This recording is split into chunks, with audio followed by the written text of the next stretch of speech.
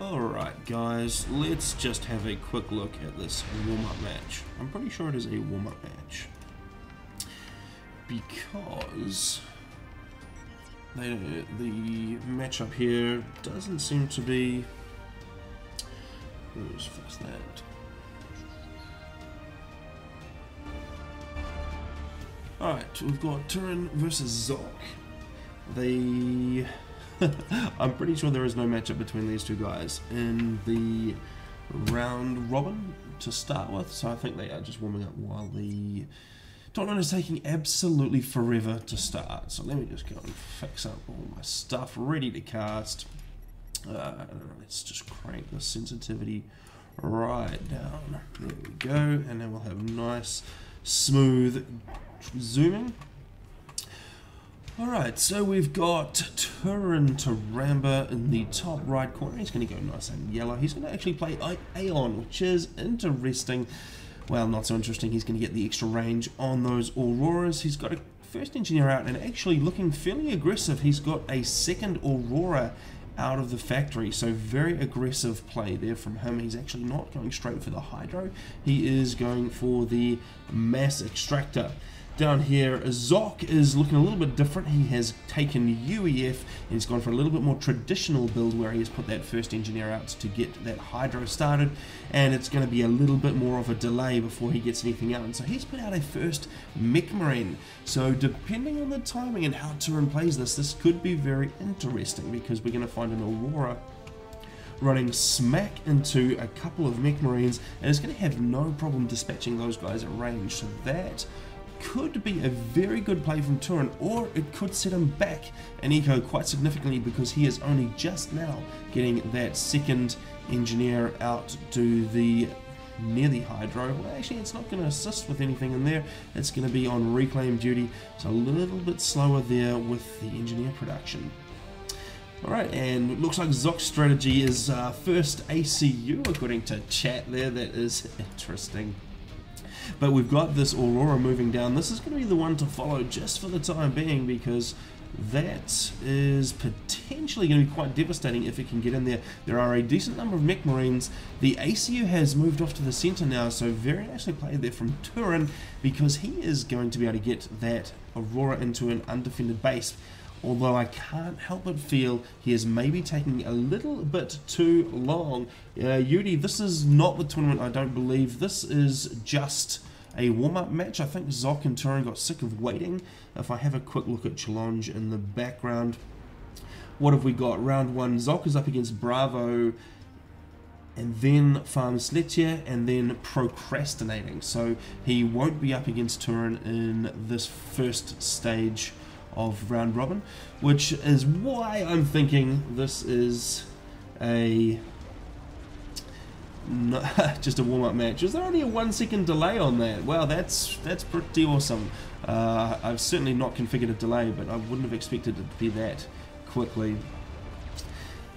Unless, of course, I magically just answered it a little bit earlier. We've got a bomber out now from Turin. There is no AA ready to go for Jacques back at base. This could be a little bit dangerous for Jacques. Oh, there we go. The AA has popped out of the factory. That gets one engineer. That is not a particularly valuable bomber so far, and it's not going to get a huge amount more passes. It does get another bomb away, so it does deny the factory there. So yeah, 2 engineers, not the best ever, but it's still going to make a little bit of a difference. So Jacques being extremely aggressive with that ACU. Let me just crank the game sound down a little bit. It seems like it's overpowering everything right now. So Jacques being very, very aggressive, getting right up into Turin's face. Meanwhile, the bombers from Turin are helping to try and clear out, well, they were trying to clear out the units, but now targeting the ACU. That extra little bit of damage could be what tips it in Turin's favor. With 3,600, 3,400 HP left, those Lobo shells are doing a massive amount of damage to that ACU every time it hits, and it looks like Turin might not be able to get enough damage down. He really needs to focus that ACU right now to try and whittle away as much HP as he can before it happens. Jacques actually backing away here. What is he doing? He needs to not let that commander get out of range. Oh, this is terrible. And oh no, there we go. It was just within range of that ACU explosion. I'm not quite sure what Jacques was thinking there, pulling back. He was clearly going to die to those auroras. He really needed to keep hugging Turin's face just to make sure that he got the draw. Alright, so we are just warming up. We're still waiting on the tournament to actually get started. Let's have another quick look at the...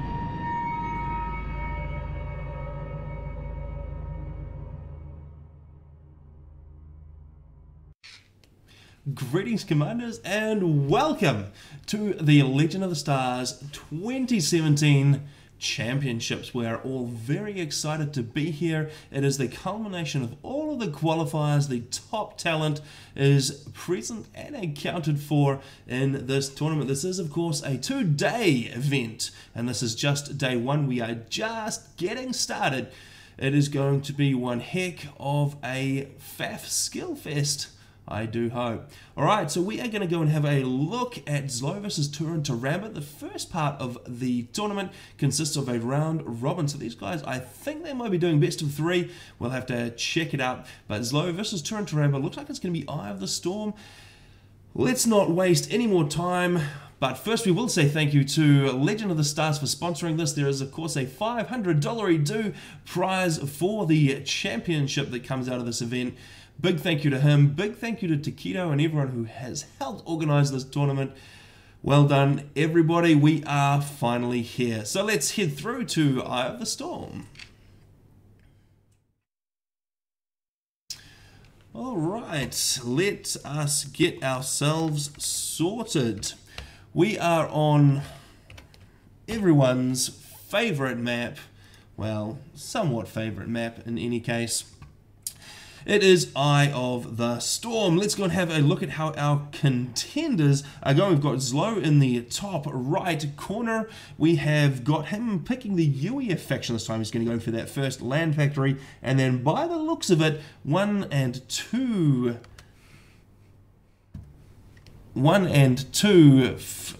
power generators,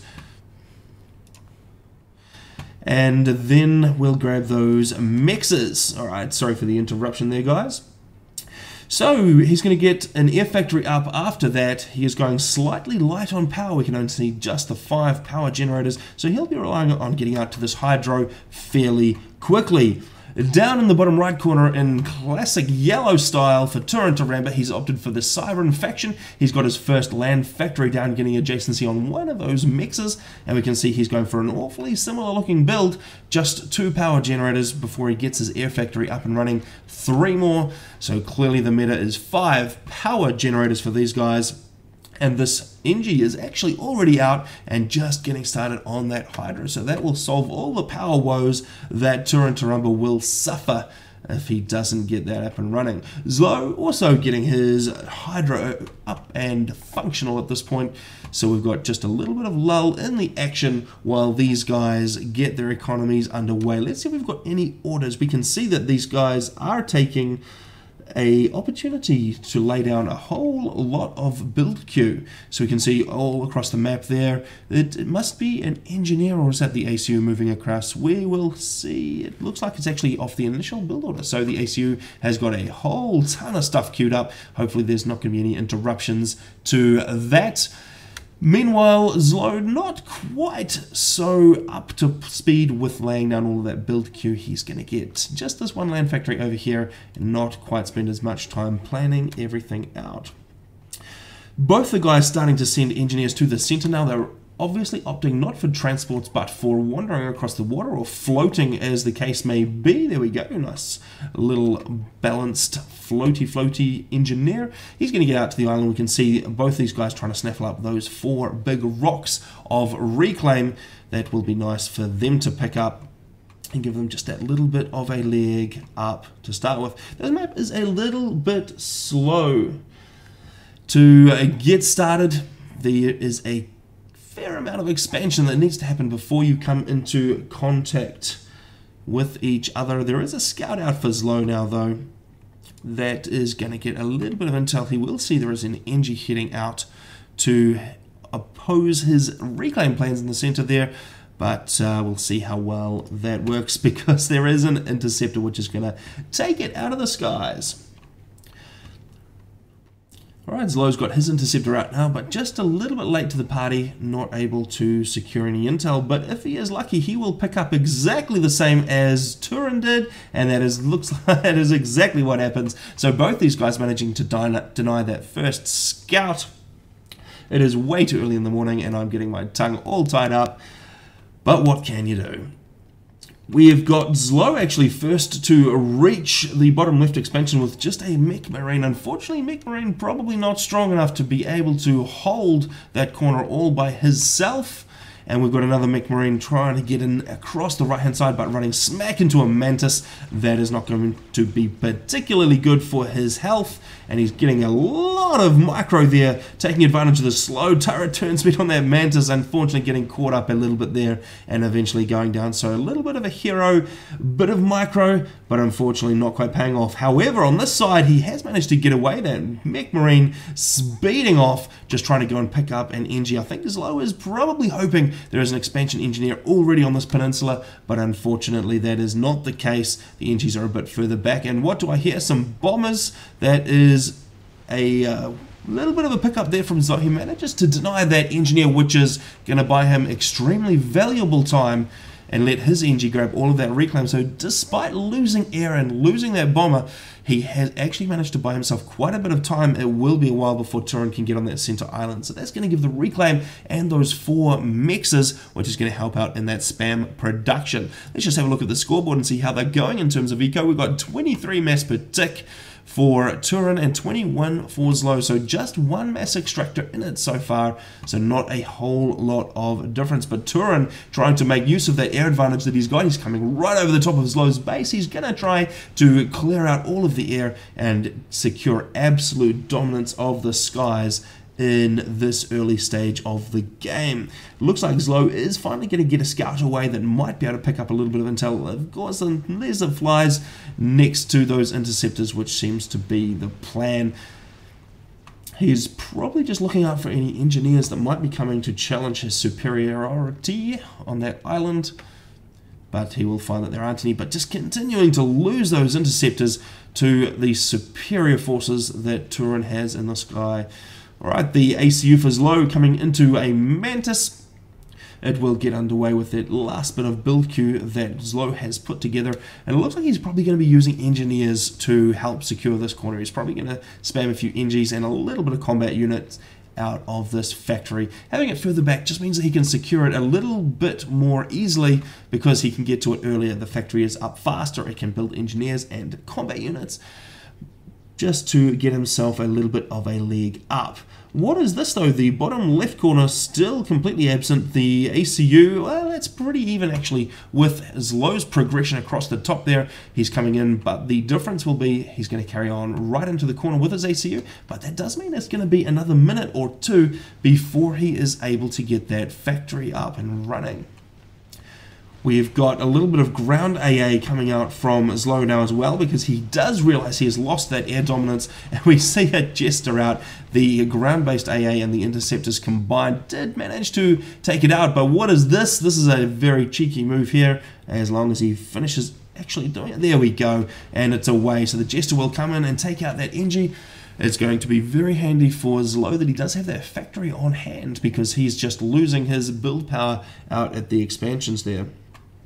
We will pretty soon see the ACU coming into contact over this way. Not quite sure what Aslow will be able to do with those tanks. Maybe, just maybe he can get a run by, get across up into the peninsula and cause a little bit of damage, because so far Turin has got no ground units heading across to the left and very few across here on the right. In contrast, well, I was going to say in contrast, Aslow is starting the spam, but actually it was just a bunch of mobile anti-air that he was using, and he's actually starting to get going with a transport. Is he going to be cheeky and try and come all the way down here? It does look like that is going to be the case. He's going to try and get the transport right in here and land on the beach, which it belongs to Turin. But what is the plan? We can see what the plan is. He's going to pick up that little piece of juicy reclaim. It is worth a whole ton. We can see 300 reclaim on the dial there. So that is a nice little steal from Aslow, just picking out that 300 reclaim from under the nose of Turin.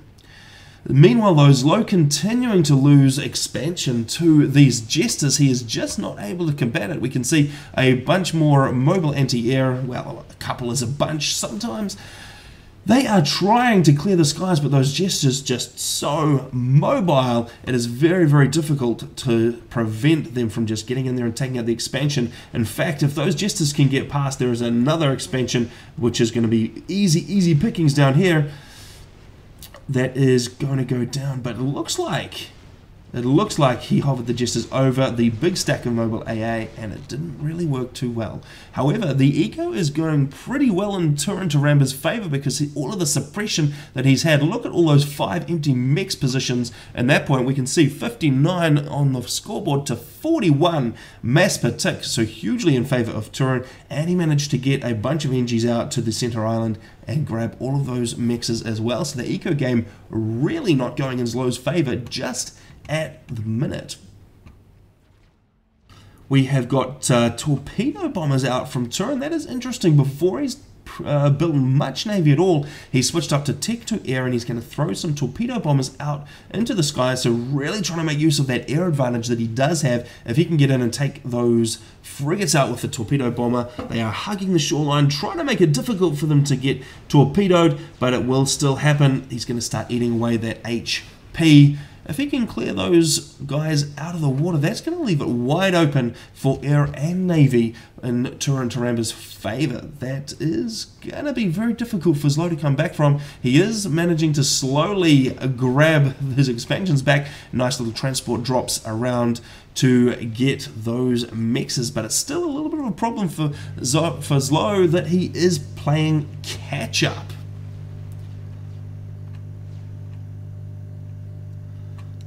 And we've got some Tech 2 gunships out as well, so enough with the Jesters from Turin. We're going to continue that air harassment, and it really is a case of harassment. It looks like the strategy from Turin here is purely just to pester Zlow's eco until Zlow gives up and cannot produce any more. But what is going on with that? 61 mass per tick, 59?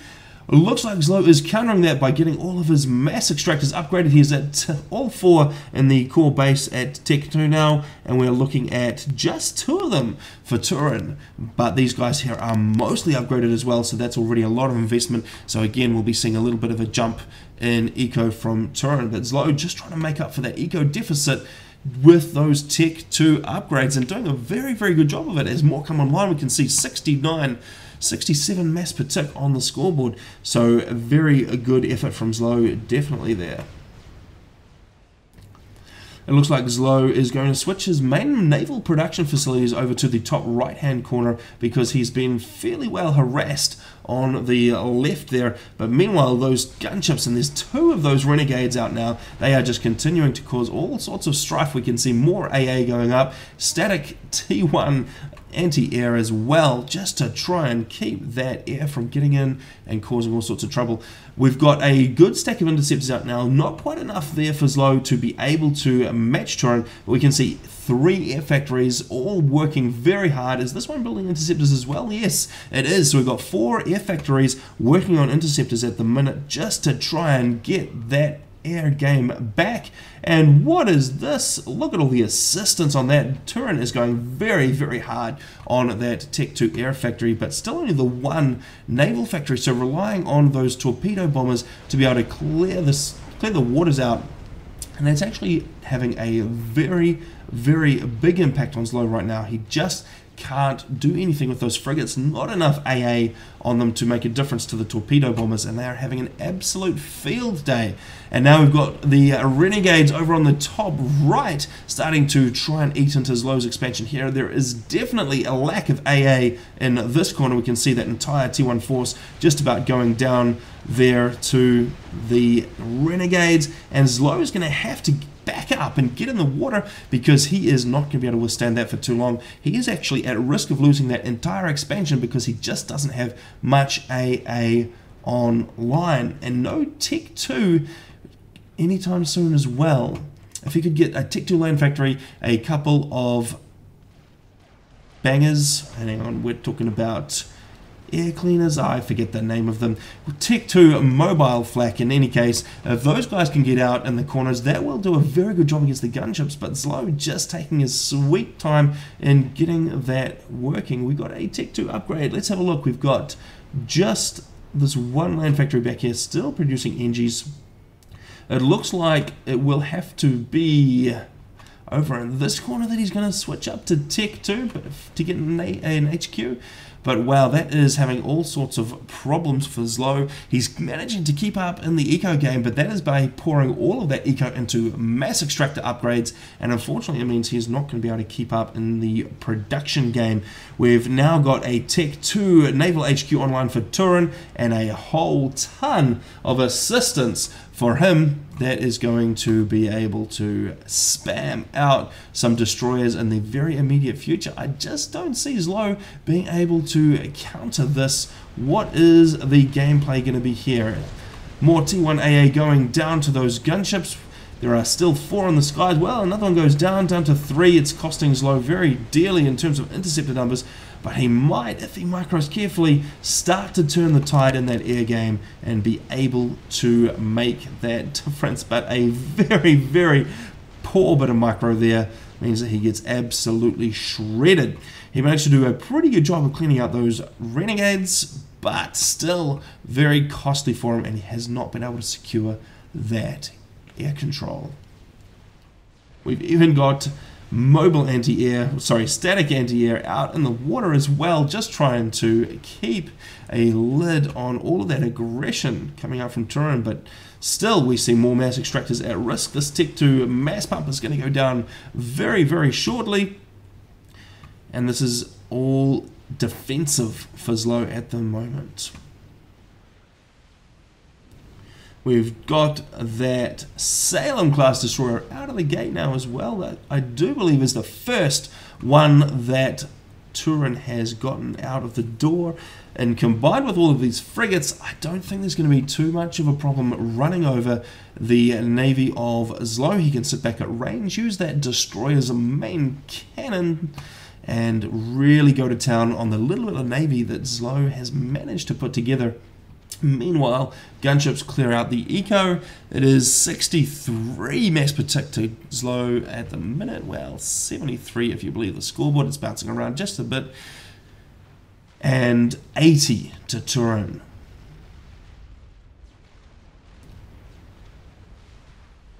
We've got a whole lot of mobile AA rolling down this peninsula to try and cause a bit of damage. But what is this? How cheeky is Turin going to be? He has popped a couple of NGs down onto that peninsula, and he's pulling up the mass for the mass pump that was there. So not only clearing out that eco of Aslow, he's actually reclaiming it as well.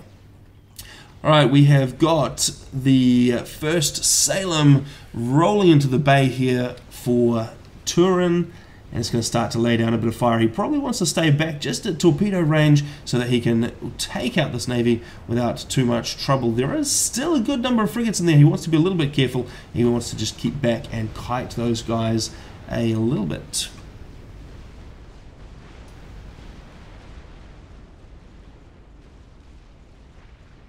Aslow trying to make use of T1 bombers to make some advances down in the left side there. There's just a small stream of land units coming out from Turin, just a few Medusas. I think that's just to try and push through the Tech 1 PD that Aslow has scattered around the place, just to keep Aslow from being able to really push too much on that left hand side. But the real action is happening out here in the water, and look at those Salems. There are 3 of them all together now, and I just don't see any way for Aslow to come back from this. He will need to pull something out of the hat to get back from this one. He's managed to get a Tech 2 naval factory online. He is trying to push out a destroyer, but he's going to need to get a whole lot of destroyers up and running before he's got any chance of being able to resist this fleet that Turin has put together over on this side. The air engagement has happened. We are just a little bit late to that party, but it looks like Aslow just not able to keep up. So despite all of those factories putting out interceptors, just lagging a little, well, a lot in this case, not able to clear the air. The naval facilities are going down for Aslow. The 3 factories down there, fortunately not his HQ, but all 3 of those factories will be going down in very short order, along with all the build power that was accompanying them. And unfortunately, he's not going to be able to get the reclaim either. He does have a few inches around. Well, actually, they've just been exploded. But if Turin, I think it looks like he's going to leave just a single Salem in the bay here so that it can rain death down upon this expansion. That is going to be a very nice move that's going to prevent any reclaim and prevent any re-expansion into that corner, while the rest of the fleet moves off and starts to hammer Aslow's main base over this way and try and take out that Tech 2 naval factory. Although it's not going to offer too much resistance at this point, because the lack of mass has meant that Aslow has not yet been able to get a... Oh, actually, he wasn't going for a first destroyer. He went for a first cruiser. The obvious reason for that is that he is lagging in the air game massively, and he really needs some anti-air capability out there on the water. But unfortunately, it means that he's going to have a cruiser up against 4 Salems, well, actually just 3 Salems in this group, and now that one was left behind. But the 4 Salems are going to make very short work of that cruiser. There we go. He did actually get a single Valiant class destroyer out. It is sitting down here, not actually doing anything at the moment. He really should move that in, try and just do something with it, or bring it across the map and try and, well, what are his options at this point? There are not a lot of options. He could try and get in, take out the naval factory, but that thing's building so quickly, he probably wouldn't be able to affect it too much, and there are torpedo bombers around as well. He could try and use the missiles on that cruiser. They can reach out at a decent range and cause all sorts of mayhem. But he just doesn't have the firepower that he needs at this point to be able to fight back. We are just about ready with another destroyer. We're almost ready to come off the production line there. But it looks like Turin is now going to bring in those Salems and start to hack away at the naval facilities, and just not a lot online for defense. We've got a Cooper, we have got a Valiant, and we have got one single Governor class cruiser. Things are not looking too rosy in the Aslow camp just at the moment.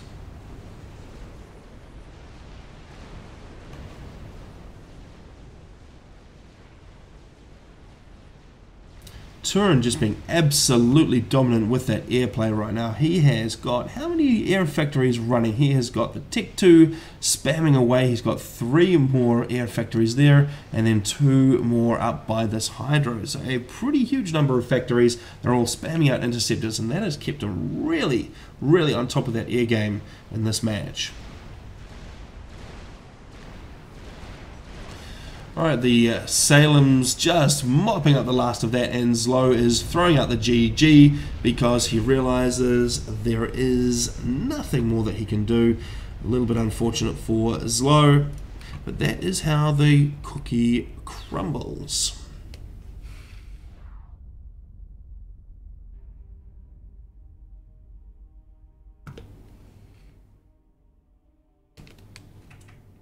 Alright, and there we have it. That's the first match of Legend of the Stars 2017 Championship Day 1.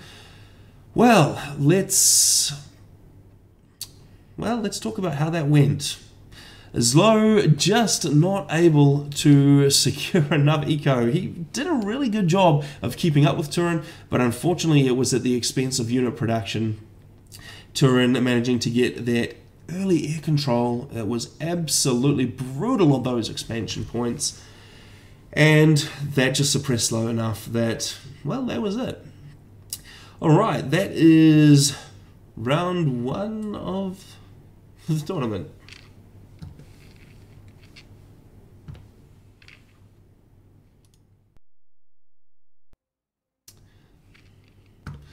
Alright, so I've stopped recording there so that I can get the next video ready to play. Whoa. That was interesting. Interesting. Let's go and have a check. I think it is best of 3, so let's have a quick look at Aslow's replays in the vault there.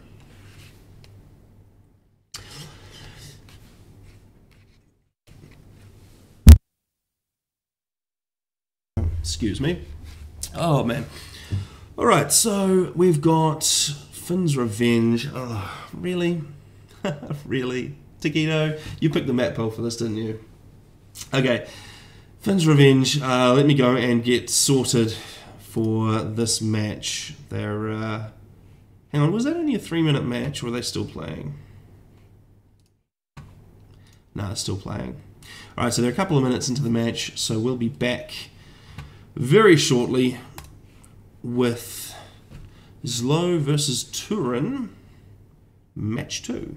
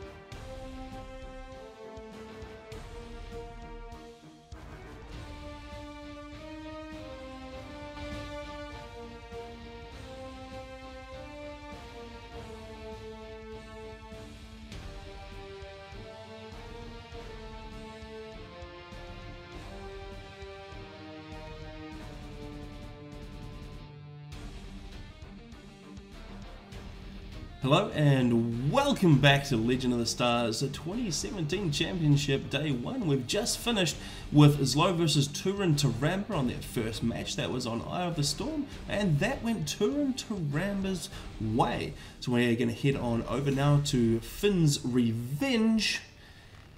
See if Aslow can't take one back, or whether Turin is going to clear this one out and take the points in the round robin. Alright, let's roll.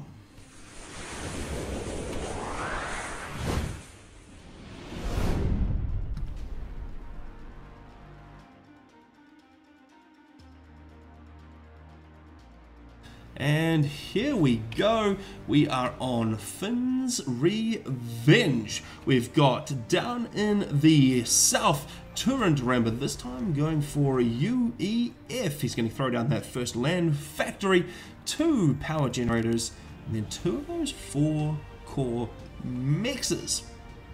He's going to be a little bit slower on building those Tick 1 power gens because there is a hydro nice and close by, so we'll see that first NG heading out to that to secure it. Now we have got Aslow, there we go, taking his customary green color. I wasn't expecting the dark color that he used last time, but now he has corrected that. He's going to take Cyber and he's going to have 2 power generators online before going a second land factory, actually, before he even completes those 4 core mexes. We can see the first engineer is out of the factory. It has got an instruction to head up here and grab that hydro, so he'll have that underway just in a second, but a little bit slower, I think, than Turin. Turin's going to have that engine come straight out and get to work on the hydro. So that is a little bit of a difference there in those build orders. All right, we've got a little bit of aggression out from Aslow. He has a hunter going down each side of the map. That's going to be to try and pick off any engineers that he can get around and spot, but also to see if there's anything coming his way, although he probably should have brought a mole or 2 with him if that was the case, because then they'd have a little bit of radar to get some more vision happening. There is a striker out now from Turin that is going to come around the left to try and keep this engineer alive, and actually that engineer is on a critical duty at the moment of reclaiming trees because a little bit of power is necessary. These guys just going quite light on the Tech 1 power gen builds. Alright, so the striker coming into range of that hunter, trying to get some shots on, but quite unsuccessful so far. Just a lot of micro there, able to dodge those shots, and now the hunter is actually out of range, so that is a successful save there, at least for the time being. I'm not sure that that is going to get away though, because Aslow has brought it around and it's just not quite fast enough to escape some shots being fired at it. But I feel like that will go down in just a second. Alright, we're just getting distracted there by some micro. Let's go and see how the bases are going on. Aslow has forgotten to do anything with his ACU. There we go, the build has come out for that factory, so he's going 3rd air. That is going to give him a smidgen of anti-air capability once he gets up into the skies, but Turin is actually opting for ground-based AA and just going land, land, land. We could see some bomber play out from Aslow. If he's able to get into a couple of good positions with some of those bombers, he could make a huge, huge difference. But the disadvantage is going to be the land production is going to be significantly different. We can see the stream of yellow units heading up towards the causeway between these 2 halves of the island. That is a huge number advantage for Turin. So far, Aslow not managing to get a huge number out. He's got 3 Mantis coming down this side, followed by another one. So that's clearly his rally point out of the factory. The other side of the map, just very, very light on units. There's enough right now for tanks. Turin would be able to push right up through any Mantis that are coming out one by one. So fortunately, it looks like Aslow is going to use his ACU on that side of the island. That is going to clean up anybody coming that way. We've got a scout out from Aslow, so Turin will be aware that Aslow mixed in at least 1 air factory, and probably just the one, into his build, and we can see there is an air factory down now as well, probably a little bit reactionary, certainly not eager to get to the air game at all, just relying on that mobile AA, and a single one of them is just about to go down, the ACU mopping up the rest of those tanks. So unfortunately a bad investment there for Turin. He really needed to try and skirt around the outside of the island and get up into the hydro and into the build capacity for Aslow. Of course, he didn't know that that's what he needed to do because he had no intel, because he has no air scouts. He has remedied that though. There is one air scout parked by the factory. It's going to get up into play now and try and get a little bit of eyes on. But what is this? A Jester. A nice cheeky play from Aslow. He's going to get a Tech 1 gunship out. Start laying down some hurt onto those tanks. They will manage to snag that mass extractor, but a couple of Mantis coming in to assist. That will be the end of that. And Turin is actually just backing up a little bit. He wants to stay close to the water. He wants to intercept this little party of Mantis. He knows he can clear those guys out with the ACU, and he really doesn't want them getting back here. Although he does have another squad moving up that way. He needs to be a little bit faster at getting those guys into the front lines. They are just hanging back at the moment, not quite taking part in the combat. Aslow's ACU is getting ready to pounce on this left side of the map. Well, actually, as soon as I said that, he is not going to do that. He's going to head over to the water. He's probably thinking about getting some upgrades. If he has the power to get a gun upgrade, that would be very powerful at this point, but he is going to have a bit of an issue on his hands with all of these units coming up from Turin, as well as the ACU. There's not a lot that Aslow has to stop him. He's going to need at least twice as many Mantis here to make Turin think twice about getting into the base. And Turin bringing his interceptors in, trying to secure air dominance like we saw in that last game. He's not going to be quite as successful because there is a bit of ground-based AA contributing to the fight. He does have the numbers that he needs, though, to just take out the skies, because Aslow has been focusing on those Jesters. So Aslow's going to bring all of his Mantis across to the right-hand side as well, although Turin's still just chipping around at the back of the base here. Well, the side of the base is probably a little more accurate. Just trying to take those out, and probably we're seeing building those mass extractors as we go. Yes, that is going to be the name of the game. Steal those mass extractors. They don't have to be up for terribly long before they pay for themselves, so that is still going to be a worthwhile investment for Turin.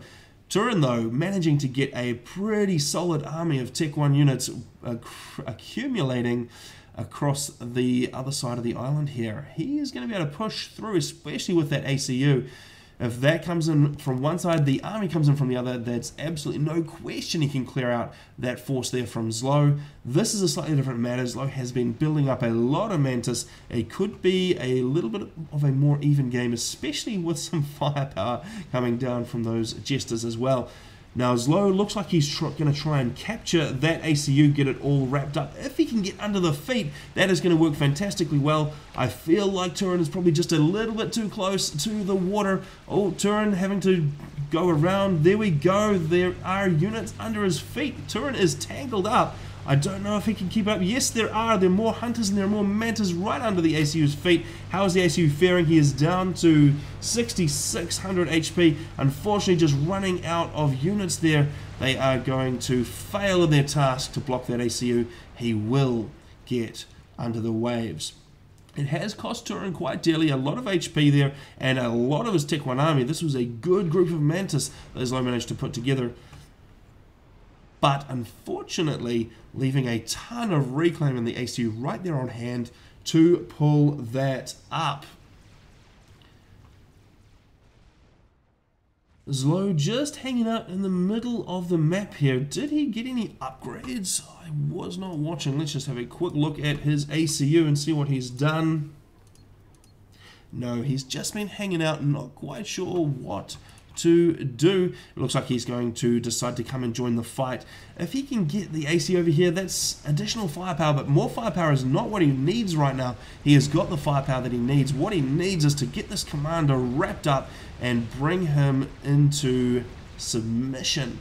It's just not quite going to happen with him hanging on the shoreline there, able to just pop up, take pot shots at the army, and then disappear again. Aslow definitely running all over the top of Turin's army, though. Turin definitely a little bit short on firepower. Now he's focused very heavily on not producing an army right now. What is going on there? We've both got 21 mass per tick. Turin has had a pretty good run with the reclaim, but he just hasn't managed to get the numbers. Aslow being a bit more aware, I think, of where he needs to place those Mantis to do maximum damage, and the kills to death ratio is actually looking pretty good for Aslow. Okay, Aslow looking to make a bit of an incursion now onto the main island there. There's certainly a radar and a couple of mass extractors that he can pick up very, very easily, but he probably doesn't want to venture too far. There are a lot of strikers waiting for him, and that looks like a fairly even matchup. So if push came to shove, it would probably be just a ton of reclaim left on Turin Taramba's doorstep, and not a lot gained for Aslow. So he probably wants to be a little bit smarter about this, come around the other side of the island, just harass those mexes, try and draw away those units from Turin, and actually if he could clump up the Mantis and make them stream around this corner one at a time, he could do a very, very serious amount of damage with minimal losses, having those guys clumped together. So much firepower density compared to the stream of units coming around the corner there for Turin. Looks like that is not quite how he's going to play it though, unfortunately.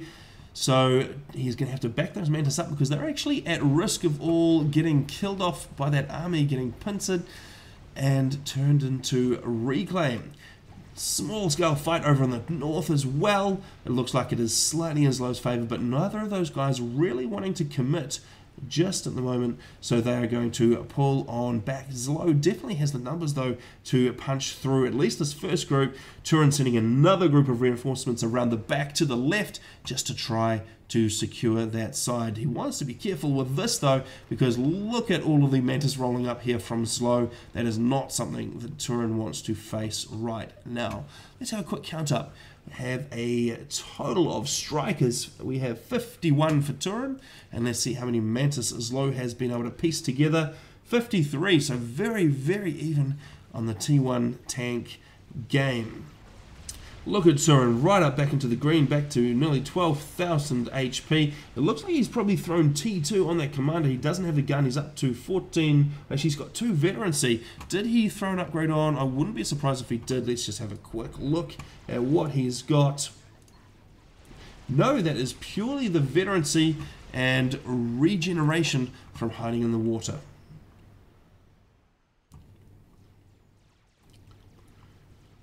The air is definitely not playing anywhere near as significant a part as it did in that last game. Neither side managing to quite get a leg up. Last time we did see that Turin got that huge advantage and absolutely punished Aslow for it. This time around, neither being able to get what they need to really affect that same sort of thing. But this is a little bit of a difference in HP, because even though Turin is down into the yellow, he's on 9,500 HP, but Aslow's ACU, a stock standard Cybran, that is only capped at 10,000 HP with no HP with no veterancy.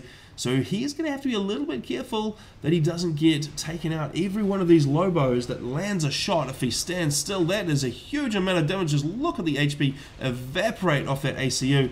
It looks like Turin might smell blood here. He thinks he might be able to capture that ACU, pin it down, and cause all sorts of damage. Aslow's got a whole lot of reinforcements backing him up, but still not a lot of HP on that ACU. Done is 6,300 already. That is pretty serious. Aslow just getting caught a little bit with his pants down, I think, at this point. Turin being able to get right in there, getting his tanks around the feet of Aslow, and in come some bombers just for good measure. That's where the income has gone, and Turin manages to take out Aslow, and that's going to go 2 games to 0. And give Turin those points in the round robin.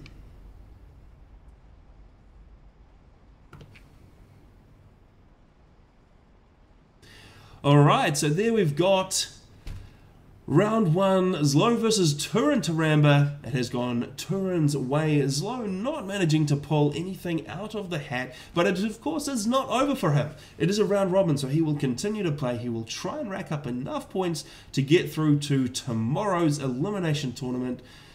Good luck to him, but congratulations to Turin Taramba getting those first points of the tournament.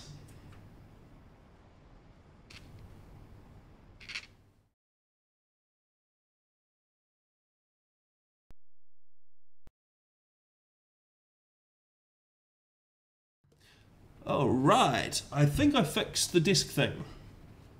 Yeah, I think it's looking pretty good. Looking better than it was. So thanks to whoever commented and let me know that it wasn't quite lined up properly. Whew. So good, well done to Turin. They're managing to take out Aslow. Not quite what I expected. We sort of felt that Aslow might be able to pull some rabbits out of the hat. Was not to be. Alright, I'm going to have a quick look at the challenge page. Where is it? There we go. Let's give it a quick refresh so we know what we're looking at. So we were just in Group C. We had Turin versus Aslow. The other matchup in that, well, the other players are Evangalia and Orange Hearts. They'll all be playing each other just to try and score points. We've got Group A. What is Group A? Jacques, Farmslettier. Who is Big Priamism? Seriously. And Bravo. We have Group B. Whiteheart, Jagged, Kaiser, and Blast Chilled. I think I might go and try and pick up a Jacques game. I think that would be good. Alright, let me go and set up one of those, and we'll be back in a sec.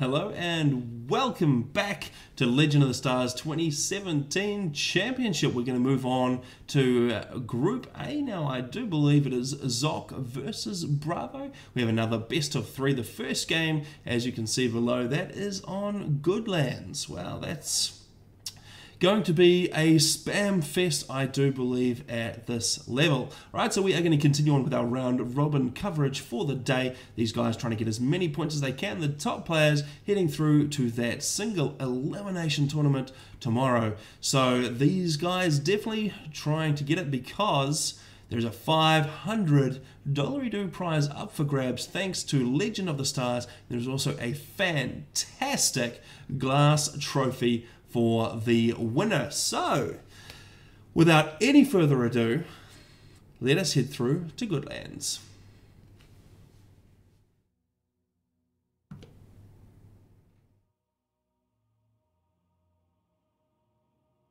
And here we go. So we have got, it looks like, Jacques taking his customary orange color. He's going to throw down his first Siren Land Factory and get a little bit of power up after that. I'm going to try and stop saying a little bit because I say that far too much. So he's going to get those power generators down. Those are going to be very, very important on this map, because if you look at the amount of reclaim that we have available, it is quite ridiculous. We're going to see a lot of spam from these guys. Bravo, down the bottom, he's going to go his first land factory. We can see a whole lot of power gens queued up because he is going second air, and that's going to give him some advantage. Hopefully will be his plan, but it's going to be a little bit of a disadvantage in terms of early spam numbers. Jacques, on the other hand, is going to be able to start spamming those Mantis out pretty early on. He will, however, be at the mercy of bombers should Bravo choose to go that way. Alright, we have got one engineer out so far, and that is not rushing the hydro. Is actually a whole lot of manual reclaim orders, scoop up a bunch of those rocks in the middle there before he eventually comes down and gets to work on that hydro. So a very, very delayed hydro build there from Bravo. Jacques, meanwhile, heading straight over to that and getting it underway, and actually bringing the second engine in as well. That's going to make it build even faster. That's going to compensate for the lack of power gens over here from the ACU, just the 4 of them to support those 2 land factories. So very light on power over there because he's rushing those hydros. And there's actually 4 hydros available if you look across his side of the map. It's a ton of power that these guys are going to want to pick up in that early game. But what is this? We have got a mech marine getting all up into Jacques' business. He does not have a radar with him, so it's possible he might skip right past the NG, but will it come into view? Yes, it will. He will pick up a bead on that NG, lay down a bit of fire. Unfortunately, no, fortunately, he did react in time, redirecting that mech marine back to finish off the NG. Jacques trying to save these 2 guys over here. They did get the hydro completed and start to work on that air factory, but no. Okay, we've got another land factory going down now from Jacques instead, and he's actually had to bring the ACU across to try and fend that off. A hunter out to try and compete with the mech marine, but Jacques going to bring the ACU in place. So that's probably messed up the build order that Jacques had planned for that ACU just a bit, but it's not too bad. Okay, both these guys, if we look at the scoreboard, are sitting on 13 mass per tick, so the same number of mechs expanded into so far. The ACUs reasonably even in terms of moving across to the left to secure these additional 2 expansions. But we have got a counter raid happening here from Jacques, and it is going to pick up this engineer. The reclaim order does go down. Wow, that is very, very close. Just 2 HP left on that, but Jacques managing by the skin of his teeth to get that mech marine, sorry, that hunter because he's Siren, to take out that engineer. Very nicely played. And here is the bomber that we predicted would happen. It's coming out this way. What is the plan? It doesn't look like there's actually any orders given so far for Jacques, but he's going to go and try and pick up this engineer. That is going to happen. What have we got? Is it a direct line or are we just scouting? He's scouting using the bomber. So we will see a turnaround from that bomber. He'll be targeting those NGs that he's just spotted. But unfortunately, Jacques ready to go with these 2 interceptors, and they very, very quickly take that out. In fact, it doesn't even get the bomb away, I don't think. I think that was debris. At least in any case, it missed. And so Jacques does not lose a single engineer, so very bad investment on that bomber, and bringing those 2 inties out to get this next bomber as well. So unfortunately for Bravo, not going his way in the air game, and he has lost 2 bombers now for absolutely 0 return. That is not a good start to the game. Jacques looking pretty strong on the left-hand side. He has got 5 Mantis, not quite grouped up as well as they could be, but they're going to run into a single striker and a Snoop. They're going to have no problem in dispatching that. They will, however, have a hard time slowing down the build, though, because the ACU is on its way out to the left from Bravo, and those 5 Mantis certainly no match for the ACU, but what they are a match for is running around the back of the base and causing all sorts of havoc. But there's nothing to raid yet because the NG was killed for Bravo, so there's no mass extractors. So the strategy here from Bravo is you can't be raided if you've got no mass extractors. The eco game is looking like a pretty big difference, though. We've got 49 mass per tick to Jacques and 31 to Bravo. They're looking reasonably similar in terms of getting across to the 4 main expansions. Jacques doing a little bit better job of getting the back mixes around the rear of his base. And must be some upgrades in there. No, they're all sitting at T1 as well, so he's just managing to scoop 55 mass per tick off all of those T1 mixes.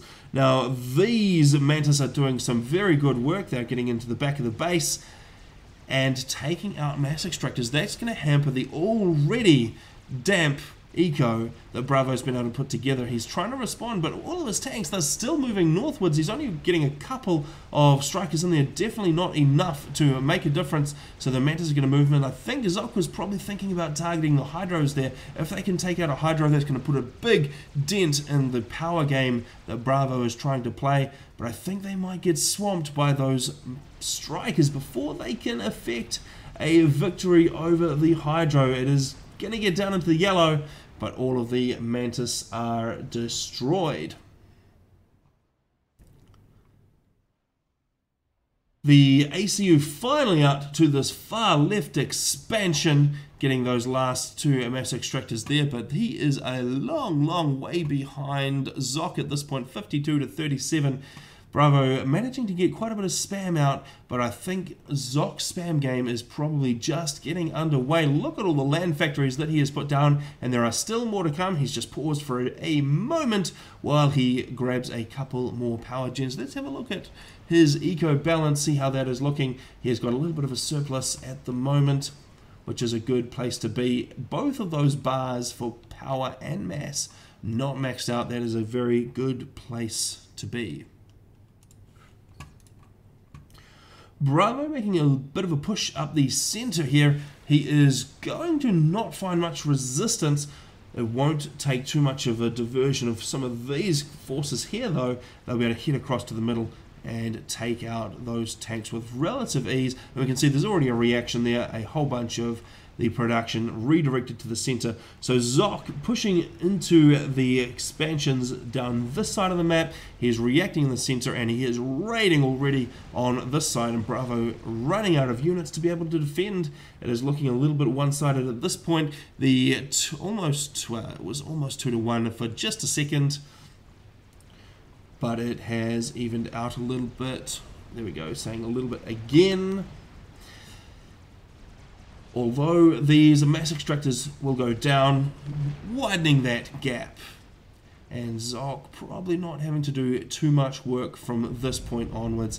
And Bravo going to throw in the towel. That is GG. We didn't actually see a GG in chat, but we know it is.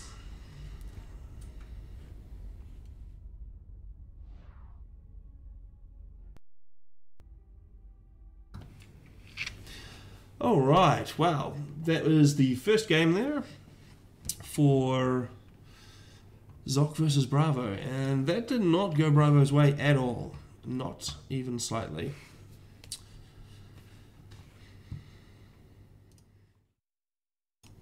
And this next match, oh, this is ridiculous. It's on Theta Passage. Wow.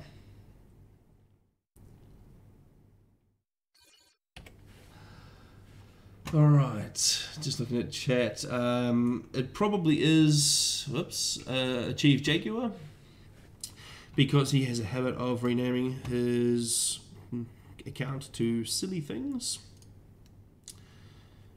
Oh, I can't believe it's on Theta Passage. Really? Really, Taquito?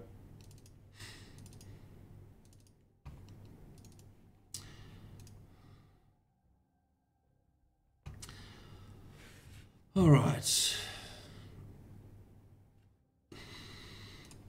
Alright, we'll be right back with Theta Passage.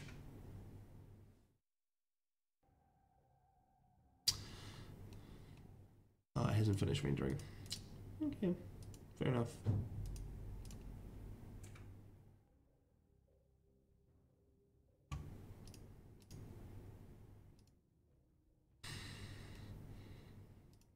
Yeah, there we go. Whew.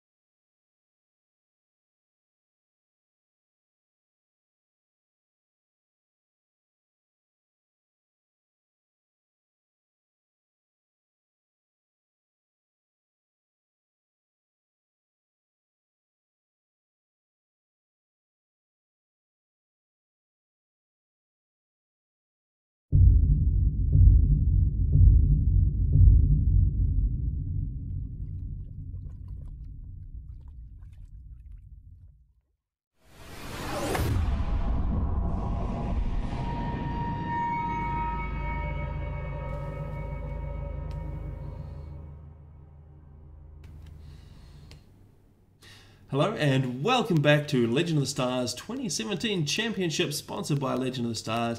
Thank you to Taquito and everybody else who has made this possible. We are going to head back into Jacques versus Bravo. We are still in the round robins of day one. Jacques managing to take out Bravo in a reasonably short game on Goodlands. Well, that was over fairly quickly. Theta Passage, another map renowned for its real quick gameplay. So let's see how long Bravo can last, or even if Bravo can strike back and manage to get a bit of a leg up and force this into a third match. Alright, let's go to Theta Passage.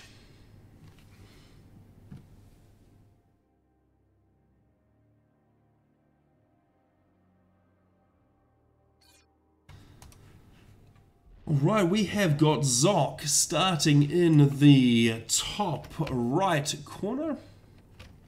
He is going to go Cybran this time around. He's going to get that first land factory down. We can see one power generator in addition to that mechs. It's going to give him a bit of power before he gets over to this hydro.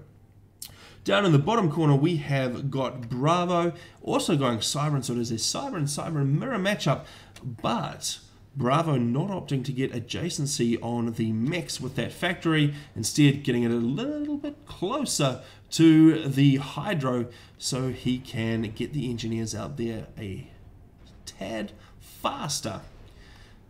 Maybe that'll give him a leg up in the eco game. They will need to get these hydros up and running and get the spam game happening. That first engineer is already out for Jacques, followed up by a hunter. He's probably looking at doing a raiding squad. Yeah, there we go. We've got a mole as well. They'll head across the map, try and pick up some engineers, get an early advantage over Bravo by taking out some of those engineers. Hopefully some mexes. That'll certainly be what Jacques is thinking anyway. Alright, the engineer about to get started on the Hydro, the ACU about to join him, and we have got a reclaim engineer out as well. So Jacques at 9 mass per tick to the 7 mass of Bravo. There we go, that last mass extractor evening the game up. We've now got 3 engineers and a ACU getting that Hydro up very, very quickly. Just look how fast that is happening, and we can see an air factory going up. Next, what is Jacques' plans over here? It looks like he will start with second air, and it probably won't be until his 4th factory that he actually puts the air factory down. So that is a difference that we're going to see in gameplay here. It could mean that Bravo is completely outspammed in the early game, or it could mean that there is a couple of very effective bombers out from Bravo to even it up somewhat. The Hunter going down there to the Mantis that has come out of the gate for Bravo. He's just sending that raiding squad packing back across the right hand side of the map, but he's also got his own raiding group up here, a Mantis, not a Hunter, so a tad more HP than he would have otherwise had. And it looks like Jacques has completely missed that. The radar from him, this mole down the middle, did seem to miss what was happening, and that gives the opportunity for Bravo to get in here and pick up at least 1 engineer kill. He does have it on radar. I'm not quite sure why Bravo isn't reacting that. There is a very easy engineer and radar kill on the cards. Perhaps he is. No, he is gonna get that, just a little bit tied up at the moment, and only now bringing it back. So that means there is a reaction from Jacques, and it's probably going to put a damper on that raid. He had an opportunity, unfortunately, just not quite on the ball enough to make it count. It's at this point that Jacques will see the air scout flying overhead, so it does give the intel advantage to Bravo at this point, but Jacques will be aware there's a lack of ground units out for Bravo. In comes the bomber. It's going to hit after that engineer first. A nice dodge, keeps it alive. It takes a little damage.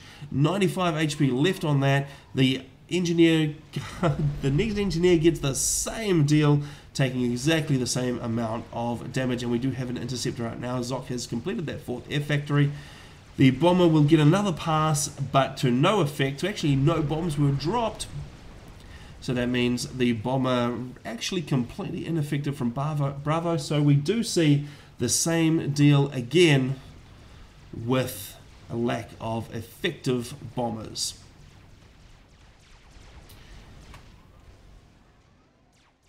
A raid coming down from the right here from Jacques. He's got 2 Mantis with him this time. It's not enough to counter all the things that are coming his way, but can they take out this mass extractor before they get out of dodge? They sure can. In fact, if they take on 1 Mantis at a time, they could do reasonably well.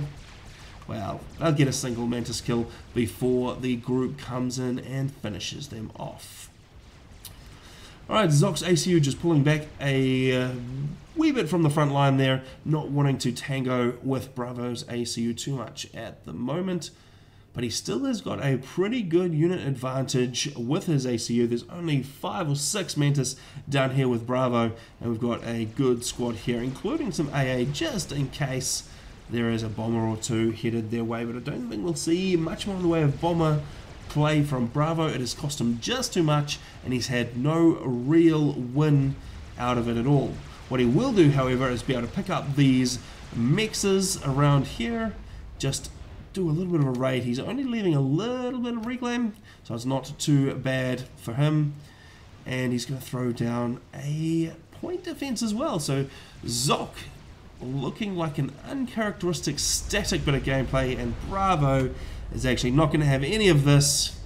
He's just going to give the points over to Jacques.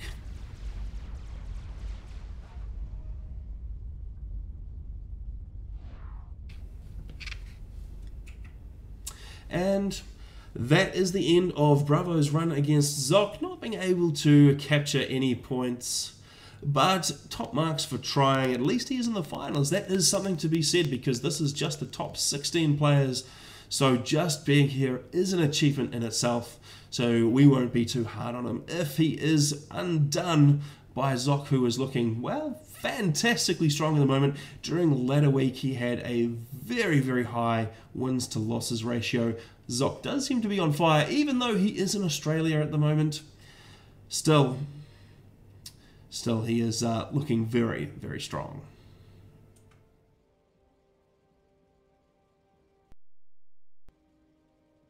Alright, and that recording is finished. Alright. Yeah, very quick game. Very quick. Who shall we take on next? Let's have a look.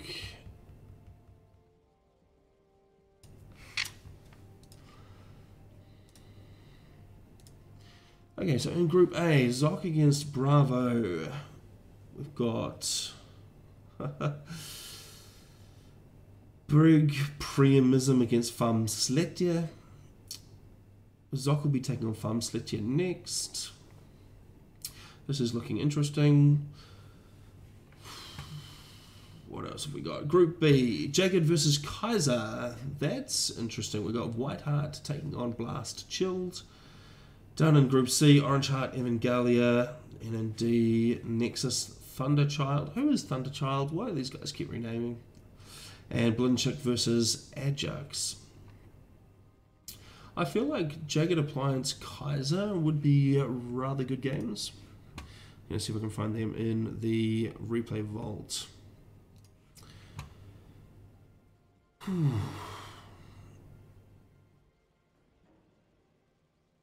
Alright, let me get this game sorted, and we'll be back in a second.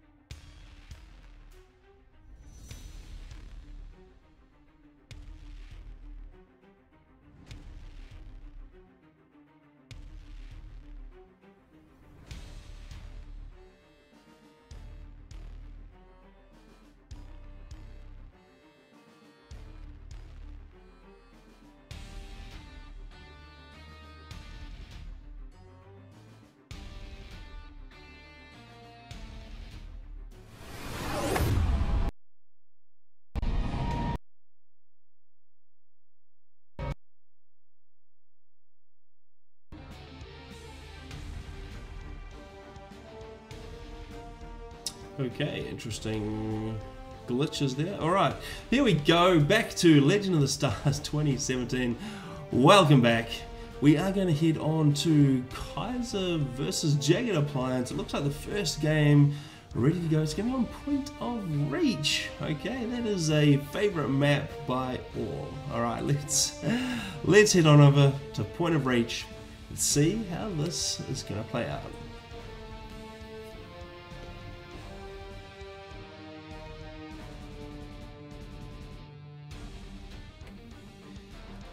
And here we go.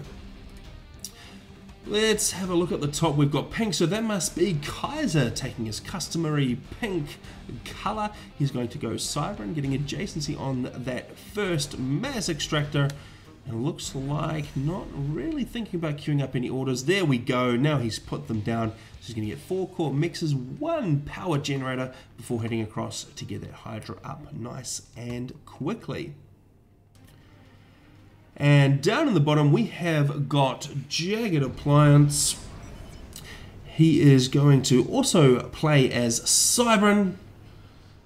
He's going to get 1 power generator down as well. So very, very identical builds. One might suspect these guys have even played this before. Right, stopping on the way to the Hydro to grab a little bit of reclaim from those trees. Actually a few more tree groups as well, just to get some e-storage in place before he gets the Hydro underway. The 4 core mix is just coming up finished now. The ACU coming to do some more reclaim as well, just to bolster that energy figure before the Hydro bottoms him out on that build. So he's going to have all 3 engineers plus that ACU building the Hydro. Kaiser somewhat similar, but just the 2 NGs opting to get some reclaim out towards the south from his starting position with this 3rd engineer, and that's going to give him a leg up on building those mixes as well. There's another 6 mixes that he can claim on the island. Having those earlier is going to do nothing but good things for his eco. Jagged is thinking the same way, and he's going to have that queued up and get the NG out to build. These guys are going to have to switch to Navy reasonably early on, but that's not going to be until after they get an air factory up and get a transport out. That's because these 2 islands here are absolutely critical to winning the game. There is a lot of eco on those islands. There's another Hydro and a stack of mass extractors. They're going to try and drop those with transports, so we may see some early interceptors as well, trying to take out the transports from the opposing player. If you can pull that off, you will do very well in terms of getting the expansion advantage over your opponent. But that all will come down to luck and good gameplay. These guys expanding at almost exactly the same rate so far. The only difference being this engineer headed across here for Jagged will pick up those mass extractors a little earlier than Kaiser will be able to, but Kaiser does have his transport already out with the extra build power that he had around that air factory. He's sacrificed a little bit more power, I think, but he's got the transport out and across the sky just a couple of seconds faster than that Skyhook there. Skyhook, I should say, for Jagged. They're both heading out to the right, which means Jagged is going to go for the safe island first. This one somewhat more safe than the 2 islands in the middle, because it's closer to home, easier to defend with Navy, but he has been spotted. So there is a scout over the top. Is the interceptor going to kind of come in and kill it? It is not. Unfortunately, Jagged not picking it up there, but he will be aware there is a transport on the way to the island, so this is going to be hotly contested. The interceptor out now. There is 1 on defense for Jagged, 1 on offense from Kaiser. It's not going to be in time though. It starts taking damage, but it gets the payload of 4 engineers away safe and sound. Unfortunately for Jagged, Kaiser already on the island, 1 land factory already completed, another one just about halfway done. That's going to give a significant advantage in terms of spam numbers to Kaiser on that island there. And we can see there is a Mantis out doing some damage to those engineers. They're trying to build an emergency point defense. They may just be able to get it completed. That is going to get online, so the point defense will clean up that Mantis, and it will force Kaiser to switch over to Medusa production out of that land factory. He's got the 2 factories already going. He's now got more build power on the ground as well, thanks to the actions of that Mantis. So there is a Medusa. That is exactly what we predicted. Unfortunately, running straight into the Mantis. I don't know that they will be able to keep him alive. There we go. He gets 1 shot away before going down to the Mantis. Meanwhile, Jagged's starting to get that second land factory up and running. But the advantage is definitely with Kaiser at this point. He's got those Medusas out. They're going to render this point defense completely ineffective. Jagged is going to need a whole stack of Mantis. He's only got the 2 and another one. There we go, but still on 2. He's not really going to be able to keep the forces at bay. Well, unless, of course, Kaiser doesn't put too much emphasis on this island. That could be a thing, because he's only got these Medusas coming in now, and that gives an opportunity for Jagged to get in there, kill those Medusas with the Mantis that he has, as long as they don't stay still. Well, he could have killed them, but that was not to be. So it is going to go Jagged's way. Well, not quite go Jagged's way with those Medusas. Alright, looks like Jagged is now just getting a foothold. Well, thinking about getting a foothold on this island over to the left. Not quite got any building yet. There's one bomber around to assist as well, but looks like perhaps Kaiser has just left him to it, not even attempting to get that island. But he will have this one all to himself fairly soon. He has been delayed on getting these mass extractors, but he will be able to clear the island off and pick up a little bit of reclaim as well.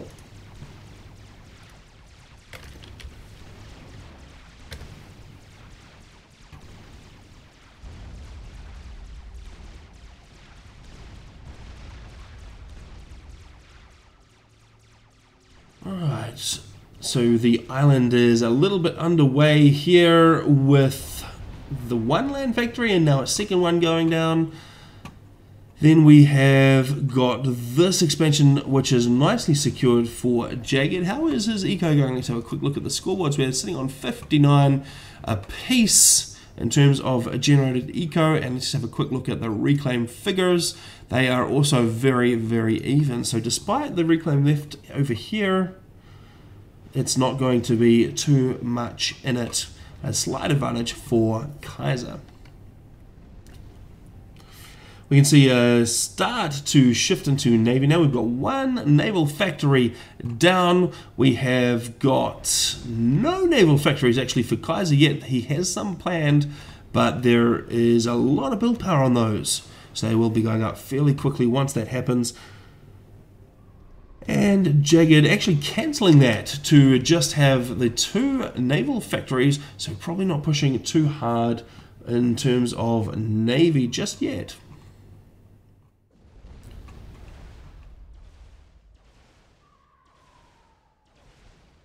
A nice bomber there from Jagged, takes out the radar. Very nicely done for him. And he's also going to snag this transport as well. Kaiser not taking good care of that, and it does get taken down. There is a very good pink presence on this island now. It is definitely under Kaiser's control. He's scooping up that reclaim, and he will be able to grab the hydro. He's reasonably even. I think the delay in Jagged taking this island to the left, because he was contesting that island on the right, has meant that they're actually still pretty even. Jagged Appliance taking a bit of a step up in generated eco. Are we starting to see some Tech 2 mass extractor upgrades? That is exactly what we've got. We've already got 2 completed. We've got a 3rd one being heavily assisted, and our 4th one just running along by itself. Slight advantage to Kaiser. He must have had those upgrades come online already. There we go. 3 of them completed. 4. There we go. So a nice bit of eco boost there to Kaiser. Just taking a slight lead in that eco game. These guys are going to have to start thinking about getting some serious naval numbers online reasonably quickly. There's just the 2 frigates out so far for Jagged, while there are just a single one. A lot more naval factories though queued up for Kaiser. He's going to have a big string of factories. Those guys will be able to spam out frigates as long as the economy can support it, which by the looks of things with all the Tech 2 upgrades that are going on, it should not be too much of a problem for Kaiser.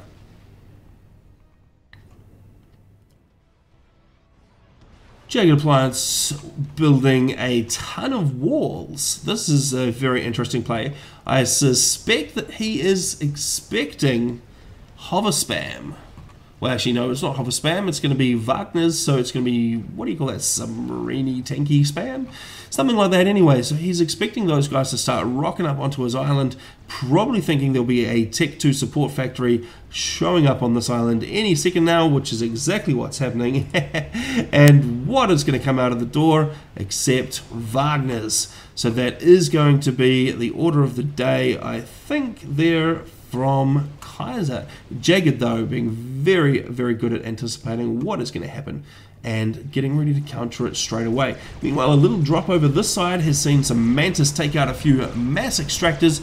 Unfortunately, they're now just shooting the ground, so probably a little better placement of those Mantis is required. The ACU from Kaiser moving in. He will dispatch those guys pretty soon if they don't sort themselves out. There we go. They are going to fix themselves and manage to finish off that extractor. Come along this side of the island. There's somewhat of an opening right now for them to get in and cause a bunch of damage. They can take out this Hydro unopposed. They can take out this radar. They can get a few more mechs and a bunch of engineer kills if they play their cards right. So Jagged will be hoping that that does pay off. But Kaiser is already starting to see some good numbers of frigates in the water due to that big string of naval factories. Jagged sitting down here with just the 4 at the moment, and it doesn't look like there are any plans to get any more up and built. We have another raiding transport out there for Jagged. Where is that going? It looks like the order was just shifted. It's going to come and try and drop on this main island here for Kaiser. That could go down very, very well, except that Kaiser is well aware the transport is on its way. The interceptors are totally out of position for Jagged Appliance.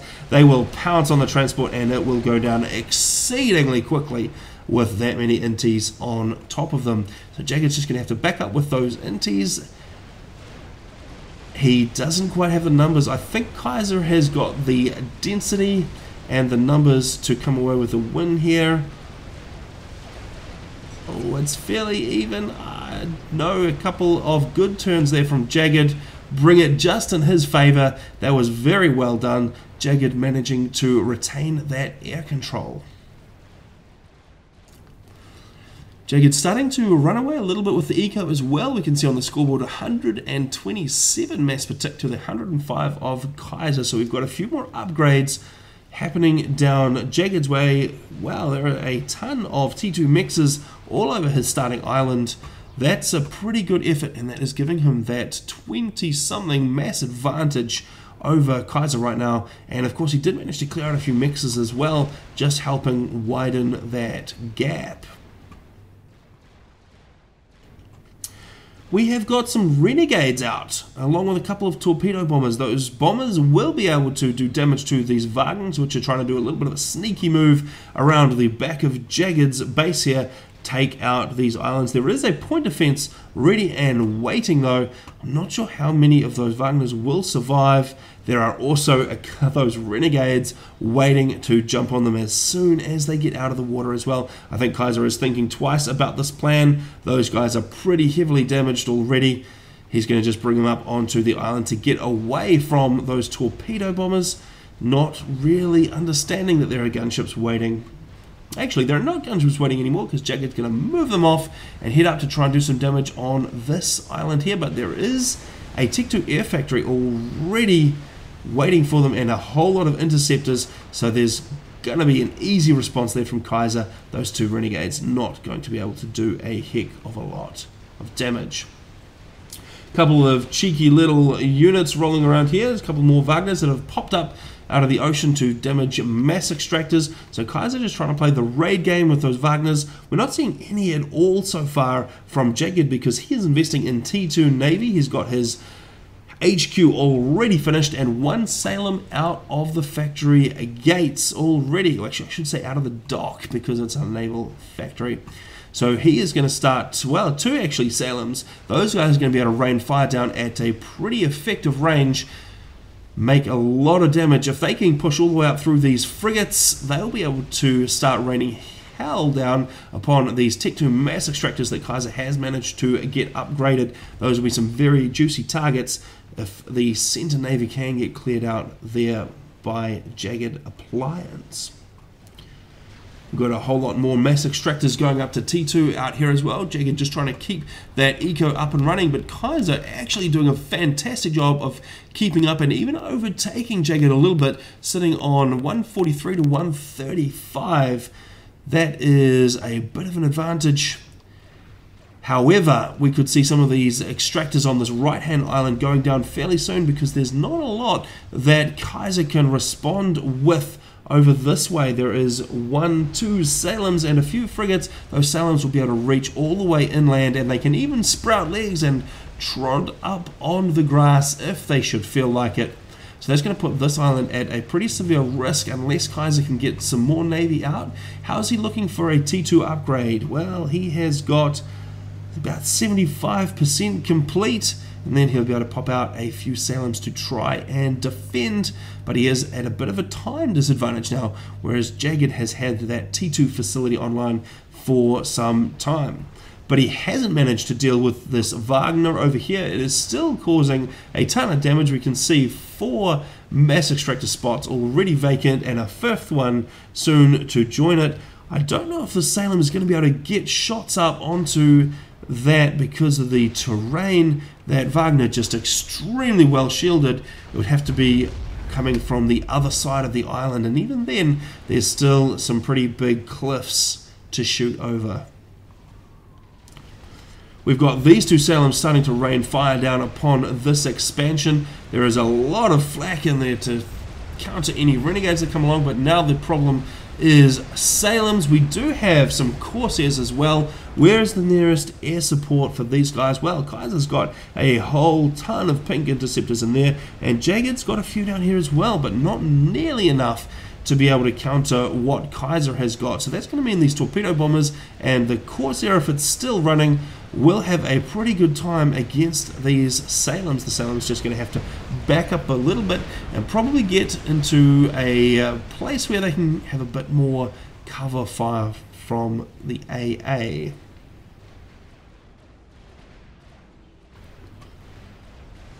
This Wagner's still alive, still sitting there, not being taken care of by Jagged at all.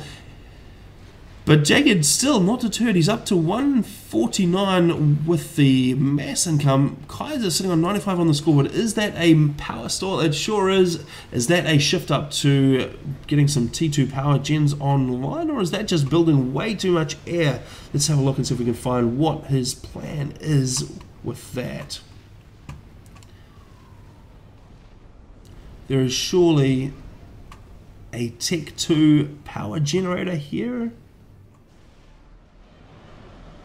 Yes, there we go. All of that build power focused on that, which is an interesting place to put it. It must have been the only place he really had a handy abundance of Tech 2 engineers to be able to get that up and running, because that is still at a reasonable risk.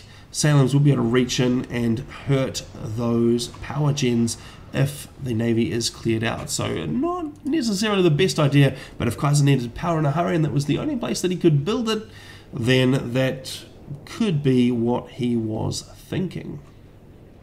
Meanwhile, Salem doing a bit of damage to the eco over this side. Look at all of the eco damage that he has managed to cause. Those mass extractors all going down, and a 4th one just being finished off there by the Salem.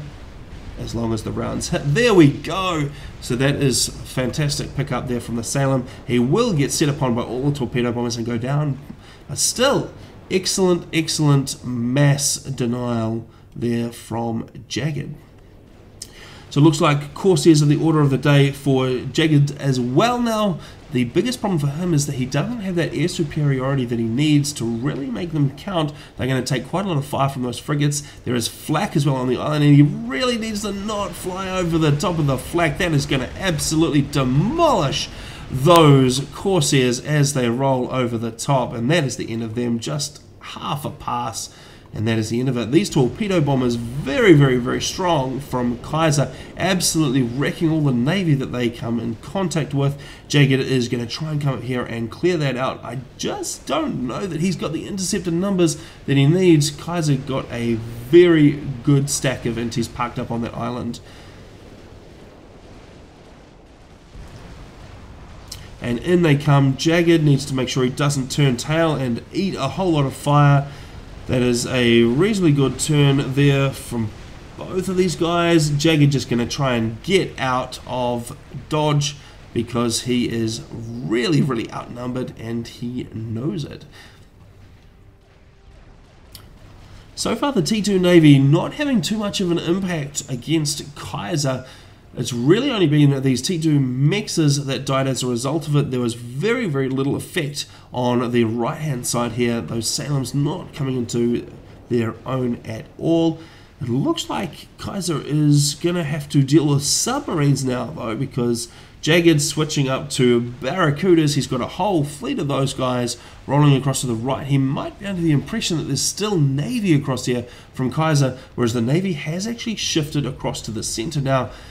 All of those frigates would be easy pickings, but I'm not sure if he's got the intel he needs. Let's just have a quick look at what Jagged can see. There we go. He has a T2 radar. He will be aware of the Navy in the center, but he probably was not aware that it had all shifted across from the right. It seems to be the case because he's still sending submarines that way to not much effect, and that's actually leaving a little bit of an opening here for Kaiser to push his way down the center where there is no Navy at all to speak of, and there is a couple of Salems in that mix which will be able to reach in and do some very horrible things to all of these T2 mass extractors that Jagged has put together.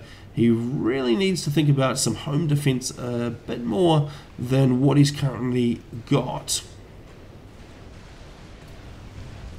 Just the two Salems back here.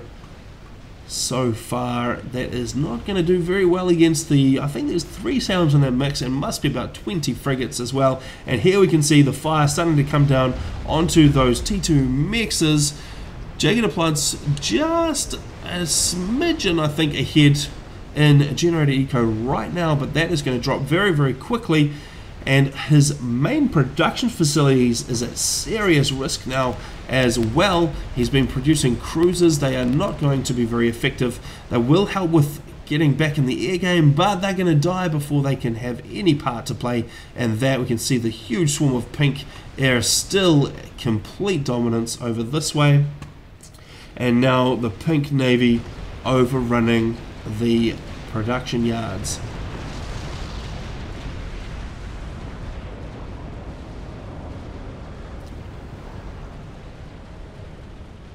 Well, this is turning a little bit against Jagged now. He is suffering very badly at the hands of Kaiser's Navy right now. His production facility is about to go down. Look at this ridiculous swarm of torpedo bombers out here from Kaiser. They are making mincemeat of those submarines. I can't see how Jagged is going to get back from this. He looked so strong at the start. He had a couple of opportunities to get in there and make some huge impact. Unfortunately, not quite able to take advantage of those. He has taken out some of those mass extractors with this Salem, but down it goes to the torpedo bombers, and he's going to have no more Salems because his Tech 2 factories have been obliterated. He has switched up to torpedo bombers as well out of his naval factories, sorry, out of his air factories, but those guys are going to be under fire now as well, and I don't think he can produce enough torpedo bombers to fix the situation before those factories are destroyed.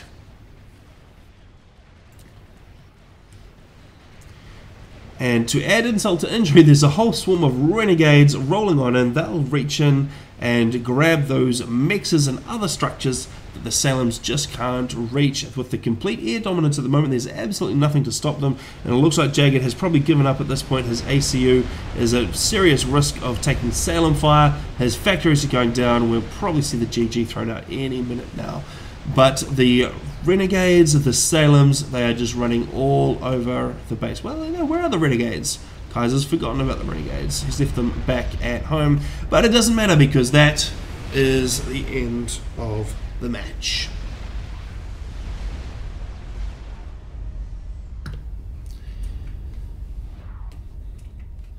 And there we have it. The first win goes to Kaiser. It looked like it was actually going in Jagged's favor, but it was not to be. Kaiser managed to turn that around and eke out a win, so that's going to put him 1-0 up in this best of 3 for the round robin Legend of the Stars 2017.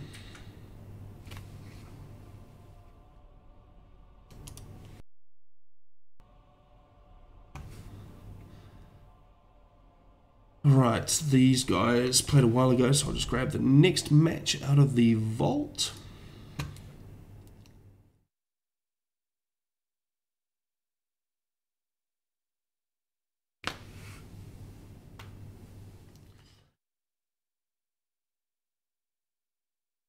Alright, that's loading up, so we are just about ready to go. What is the map? Oh, it's Loki. Ah, Loki.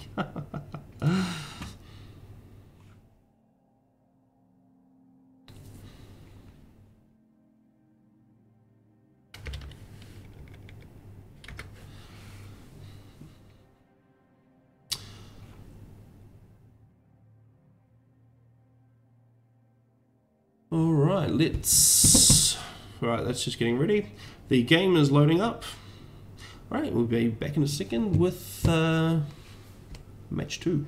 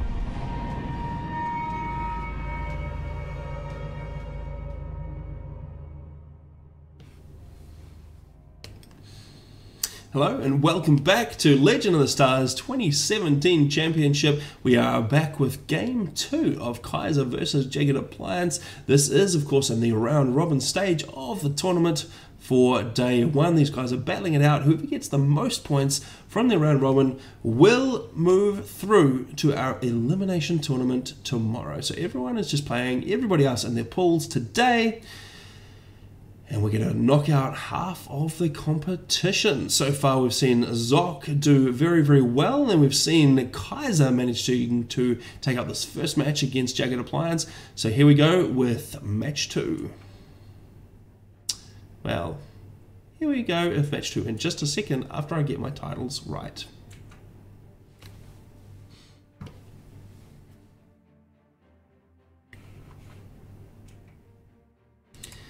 There we go. So we have got Loki. Let's have a look at the initial build orders that these guys are going to throw down. So Kaiser opting for Cybrin once again. He's going to get that first land factory down. It looks like 3 power generators. There we go, 4. And we're going to go all the way to the 7, 8 power generators for that first, well, the first air factory, which is his 3rd factory. We are seeing a nice attack move out of the factory as well. That's going to give us a whole lot of power from the tree reclaim, which is definitely the standard meta to boost those energy levels just at the start of these games. Okay, up in the top right, we've got Jagged Appliance getting his build underway. We can see that there are 1, 2, 3... how many power generators is that before he goes on to the first air factory? That is a little bit light on power, but he will be supplementing that with the attack move out of the factory as well. We can see that's already done. Oh, actually, that looks like it was a move and then an attack move. Is that still going to get the extended range when you do it in 2 steps like that? I will be interested to watch and find out. In any case, he's going to have his second air factory. No, he's going to switch up the build order a little bit, get the second land factory and go for third air as well. Alright, the NG is just coming in now. It looks like he does get the bonus, so as long as it's issued from the factory, it still counts. That is good to know. Alright, so these guys got 2 engineers apiece out on reclaim duty, grabbing as many of those tree clumps as they can. That's going to supplement that income. Let's just see how they are doing for power balance early on. Kaiser at just a little bit in the green. We can see being supplemented by those tree reclaim very nicely, keeping everything under wraps pretty well. Jagged Appliance up here doing a very similar job, nothing less than what we would expect for this level of gameplay, being the championship and all. So very nicely done for them, and we've got both of those land factories completed now.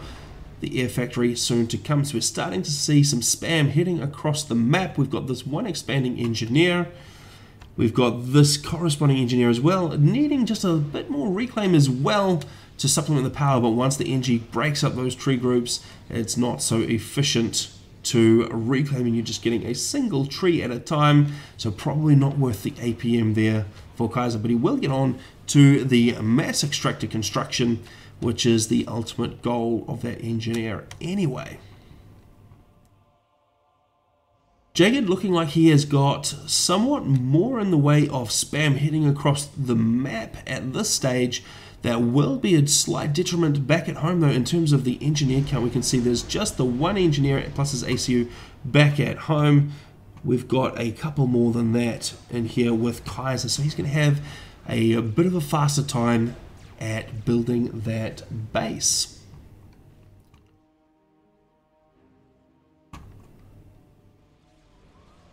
Jagged thinking about moving his ACU up, but just stopping temporarily to throw down another land factory, still getting adjacency on that mix, which is nice to see. He's probably found he had just too much eco to really take that build power out of the base.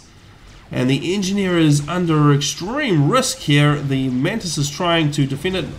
A power gen goes down to try and block the shots, but unfortunately not going to work, and it does not block any shots, the engineer going down. So that's going to cost Jagged Appliance some time before he can get an engineer back out. That way we've got the NG finally rolling across from Kaiser. It's pretty well defended at this time, but Kaiser will have to make sure that he gets a good handle on this Mantis and doesn't let Jagged sneak in there, focus fire the NG, and do the same thing back to him. Looks like Jagged Appliance is a bit faster with the expansion at the moment. The scoreboard just ticking over to 21 mass per tick to the 15 that Kaiser has. That is going to be due to these mass extractors down here, which have already been completed, while Kaiser is still focusing on energy reclaim and only just now switching up to the build queue. That is a little bit late to the party given the power situation. Kaiser has got plenty of power in the bank. He is running pretty happily. He really needed to switch those guys a little bit earlier over to the build queue. Actually, he's only put one across the build queue and he's still reclaiming. The engineer manages to survive. It's over this way. It took a very small amount of damage, but Kaiser does keep it alive, and it will be able to get in here and get these. Well, first of all, get the reclaim and then get the mass extractors as well. A raid coming in from Jagged Appliance on this side. It will be met by superior firepower from Kaiser, and even if that didn't work, the ACU is right back here to finish off the game anyway. So it is up for those Mantis. They've finished, and another raiding group of 3 rolling on in, but this time running straight smack into that ACU. I don't think Jagged has spotted that that is the case, and he's going to roll them in anyway. At this point, it is too late. He is already committed, and he is not going to be able to save any of those Mantis. So a pretty serious waste of those raiding groups there, unfortunately, for Jagged. He will have a slightly better time down in the bottom here, though, because he's got a good number of Mantis coming in and the ACU, so there's been no problem at all securing that expansion. However, he did not ever get up to this expansion, not even close, so he's had to use a transport. That's a fairly costly investment to bring a transport into the world. Hopefully it pays off for him. If he can get those engineers in, get a whole lot of build happening very quickly, it might just work for him. But it is yet to be seen, because there's a whole lot of Mantis making a beeline for that expansion, and they're going to put a serious damper on things. There's just nothing in the way of support. There's 2 Mantis floating around. Not really anything that they can do. If they can get this build completed, including those point defense, then they have a chance at it. But unfortunately, starting with those mass extractors has given time for these Mantis to roll into play. There will not be, I don't think, an auto gun completed before the Mantis overrun the position. Down goes 1 NG, 2 NGs, and 3 NGs, with the auto gun only 50% complete. So that's not going to work well for Jagged. That drop just not paying off. He has, however, managed to get into position for this expansion down here. He's got his ACU. He does need to remember to issue some build commands, though. There we go. We've got 3 mass extractors and a factory going to go down from that ACU. It's reasonably secure for the time being, even though there's a little pack of Mantis floating around because of the presence of that ACU. Jagged starting to accumulate a bunch of units in the center here. He's probably thinking about trying to get down the middle and get into the base. But what is this? A T2 shift. We see Wagner's there for Kaiser. The plan is obviously to get across right into this corner and then head across the water up into this space as well, and cause a little bit of mayhem around the back of Jagged's base. But I'm not sure if he's aware of the ACU being there, because that's going to stop the Wagner's from being able to get through. Although it looks like Jagged is feeling a little bit at risk there with his ACU, probably a complete lack of air support. He is going to move on back. He may not know the numbers. Let's just have a quick look at what Jagged can see. Yes, he has not a lot of radar coverage. He's probably not too sure how many units are coming for his ACU. He's realized that there's not a whole lot from that scout, and he's bringing the ACU back into play. He will come up against these Wagners, though. Will he be able to overcharge? I forgot to have a look at his power storage situation. He's only got a maximum of 4,000 and very, very tightly balanced at the moment, so he does not have anything extra to be able to overcharge. So that's going to mean the extra HP on T2 is a bit more of a problem for the ACU. As we can see that Wagner go down, it's not the end of the world. A huge number of Mantis coming down in support, though. That's going to secure the area pretty well, but it does leave him open to attacks across the top now. He's got nothing left to respond to it. So as Kaiser moves in from the right, these mixes here are easy pickings, and potentially he can even get into the back of the base while there are no units around. Jagged really not focusing on production right now. He is looking to switch up to Tech 2. So he's got his Tech 1 production queue paused, so very few Mantis on the ground besides those that he's already built.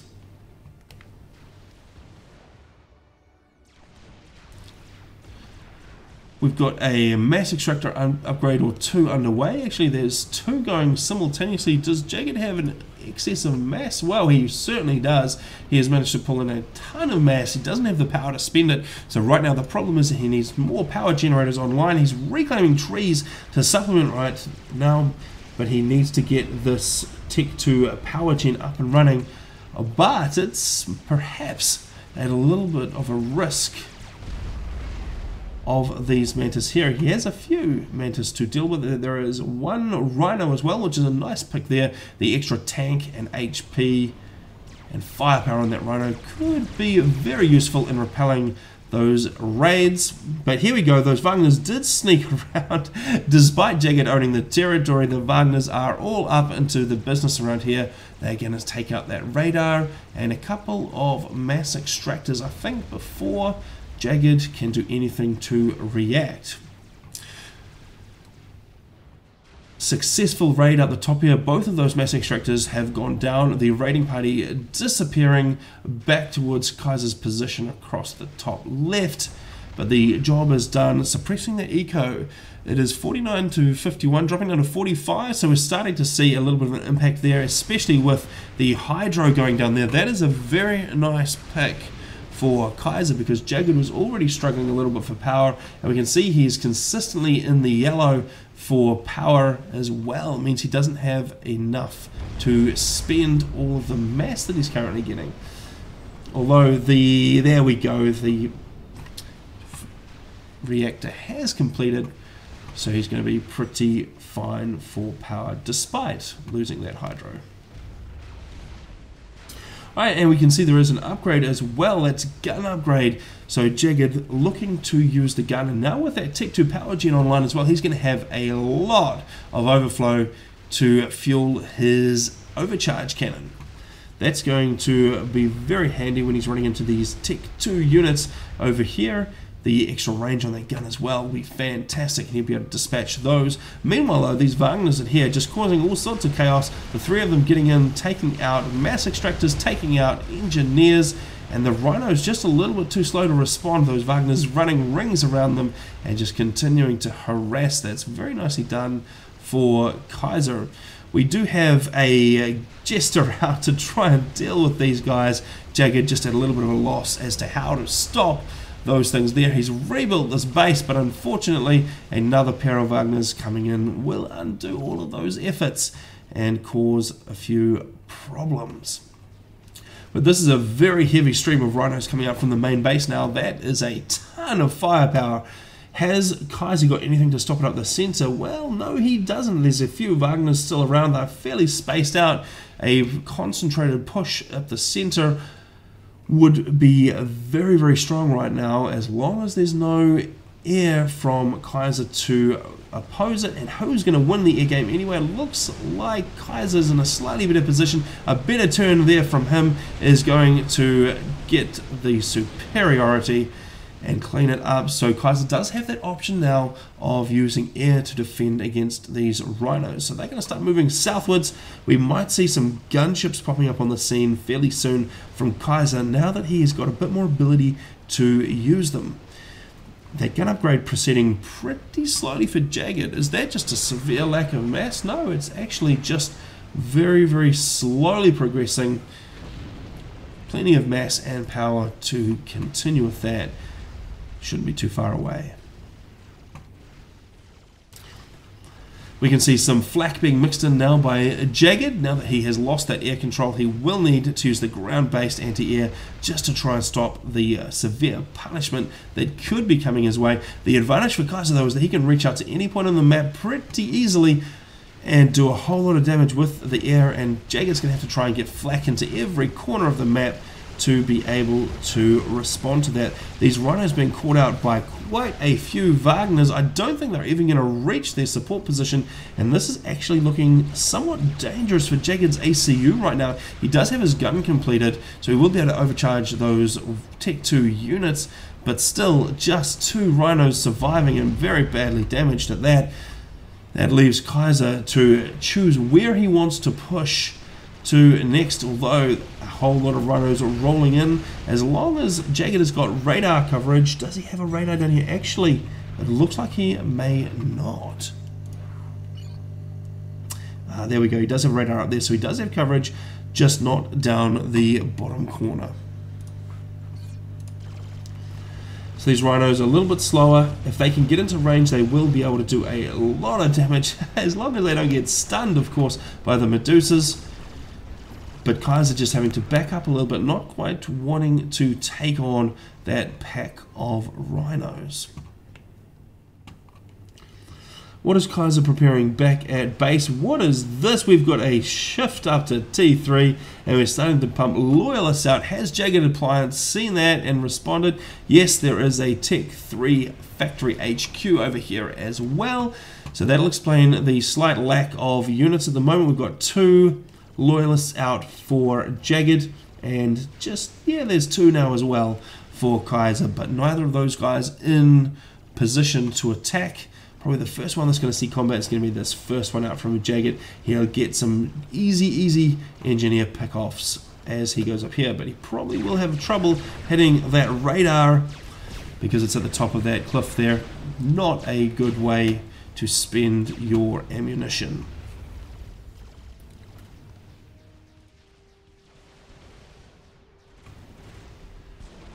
The Rhinos have joined up with this force down the bottom here, and the ACU is starting to think about being a little more aggressive. We've got a couple of, well, actually just the 1 loyalist back here as well, plus plenty of AA coverage, just to make sure that Kaiser doesn't make any good use of that air advantage that he is currently enjoying. The ACU just stopping though for Jagged. Is that a purple hue that I see? That is Cloak. So Jagged grabbed the Cloak upgrade as well. Sorry, Stealth, not Cloak. Cloak is far too expensive for this part of the game. So he's going to be harder to pick up on radar. That's going to give him the advantage of waltzing on in fairly undetected and using that main cannon that is upgraded on the ACU to cause some damage. Jester's going down to flak up the top here as well. So these loyalists probably intent on clearing out this top expansion. They have got the range and the firepower to be able to deal with these Tech 1 point defense. They should be able to get in there. They've cut off these engineers' route of escape, so those guys are going to get all picked off at this point. He just needs to be careful that he doesn't run them straight in and just lose too much HP to those point defense. It looks like he's going to sit there taking fire while he picks off engineers. There we go. He's moved them into a slightly more sensible position while he kills those engies. And now he focus fires on those point defense. That is going to be an easy win for Jagged, and that's going to eliminate this position up here for Kaiser. There's actually 3 more loyalists on the march as well, which is lucky because we've got 4 loyalists coming in from Kaiser. Actually a pretty good stream. There's another 4 following them up as well, and then a couple more even further behind. So a very strong loyalist push up to the top left corner from Kaiser that is going to catch these small groups unawares from Jagged and actually be able to destroy those pretty easily. And that's going to give a severe amount of firepower to Kaiser up in the top, and not a lot to stop him from waltzing into the back of the base here. And that could be very bad for Jagged. The scoreboard is telling us that Kaiser is enjoying about a 20 mass per tick advantage in eco right now, and I don't think Jagged is going to be able to make up for that with reclaim. Jagged just falling that little bit behind, and what do we got? They've all joined up, so these loyalists all in one group now. That is 8 loyalists and a Rhino against, well, not a lot. If Jagged moves all of these guys into position, he'll probably be able to field 7, maybe 8 to match the numbers. But he is going to be a little bit late to the party. There we go. He is reacting now. He really doesn't want to throw 3 loyalists in first because those guys are just going to get destroyed very quickly by the pack coming in from Kaiser. But it looks like Kaiser thinking twice, just spotting that big clump coming to react. Jagged and Kaiser in a little bit of a face-off down here with the Rhinos on one side of the battlefield, Medusas and Mantis on the other side of the battlefield, not really wanting to engage. I think Kaiser would do a fairly good job of stomping over that because of all the flak mixed in there. It's a bit deceptive. There's not so much HP, not so much firepower. So Jagged is going to just back on up, and that's going to give Kaiser the signal that he should move forward. He's got some loyalists into the mix now as well. He's got a few more coming in from the top. That's going to be 7 or so loyalists coming down against just Rhinos and a couple of anti-air units and the ACU. ACU will be able to overcharge those loyalists, but still is going to have an awful lot to contend with. Kaiser redirecting all those loyalists from the top. He's sending them down towards the center a little bit, making Jagged respond. So Jagged right now is fully on the defensive. He is having to react to everything Kaiser does. Not having a particularly great time of it either, because he has missed the opportunity to block the loyalists from just rolling in over these mass extractors, and that's just going to further suppress that eco, which Jagged is already having a hard enough time with. The problem here for Jagged is that he is now completely cut off. This corner down here is very, very isolated. There is going to be a pincer movement coming in. There'll be loyalists, Medusas and Mantis from the left. There'll be loyalists coming in from the top. And we can see that Jagged is making a hasty retreat through this puddle over here, because he is not going to be able to withstand that kind of onslaught. He's down to 55 mass per tick to the 85 of Kaiser, and he is massively outgunned. He's going to lose all 7 mass extractors in this bottom right hand corner. They're all going to evaporate very, very soon. That's going to leave him in a very poor economic position. He just cannot produce the numbers of loyalists that he needs to be able to keep up with the production from Kaiser. We can see a whole ton of assistance on this factory here, just absolutely spamming those loyalists out. Let's have a quick look at Kaiser's ability to spend all his mass. Yeah, he's bottlenecked on mass at the moment. Plenty of power as well, just for good measure, but he's just going to spam those loyalists as hard as he can. Alright, there is the inevitable demise of the bottom right expansion down there. What is Jagged doing? Jagged has realized that there is no way out of this, so he is going to use his ACU to full effect. He's got a bit of support here from these loyalists now. If he can get a few good overcharges in, he might be able to even up the field a little bit. But right now, it is not looking too good. He's actually going to run smack into all of these loyalists, and look how quickly that is evaporating the HP. That was not well played at all. I think he had kind of given up, but I'm not sure that he expected just that much firepower to come bearing down on his head.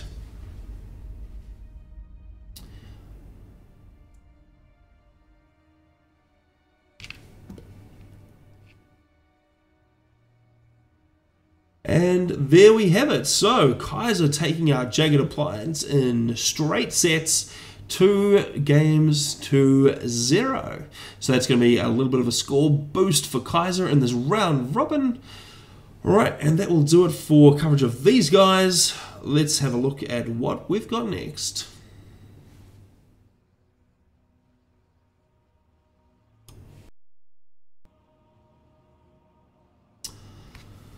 Alright, that's that.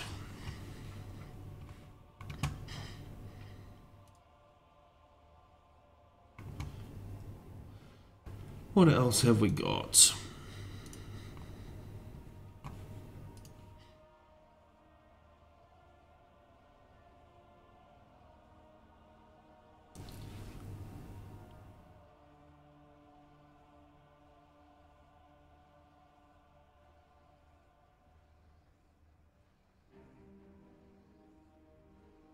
Just looking around at the table of play. What have we got? Round 2, Farm Sletty versus Jacques. Bravo versus presumably Achieved Jaguar. Blast Chill, Jagged Appliance. Let's just... Alright, yep, the microphone's still going. Alright, we've got Evangelion taking on Aslow, Turin Taramba against Orange Heart. Adjunct versus Nexus, Thunderchild versus Blindchick. Actually, is Blindchick out? Yeah, it looks like Blindchick is not present. And perhaps they ran out of backup players, because normally Blindchick should be replaced with someone from the backup tournament, but perhaps in this case they... yeah, maybe there wasn't anyone to do it.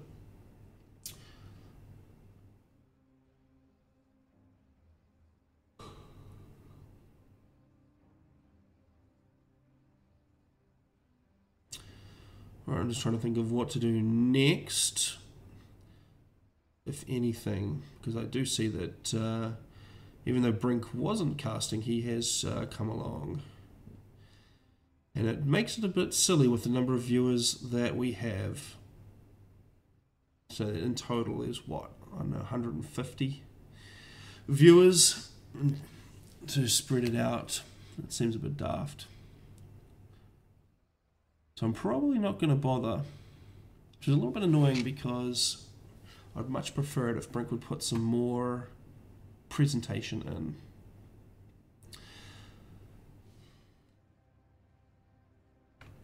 So let's just host Brink because I'm not going to bother.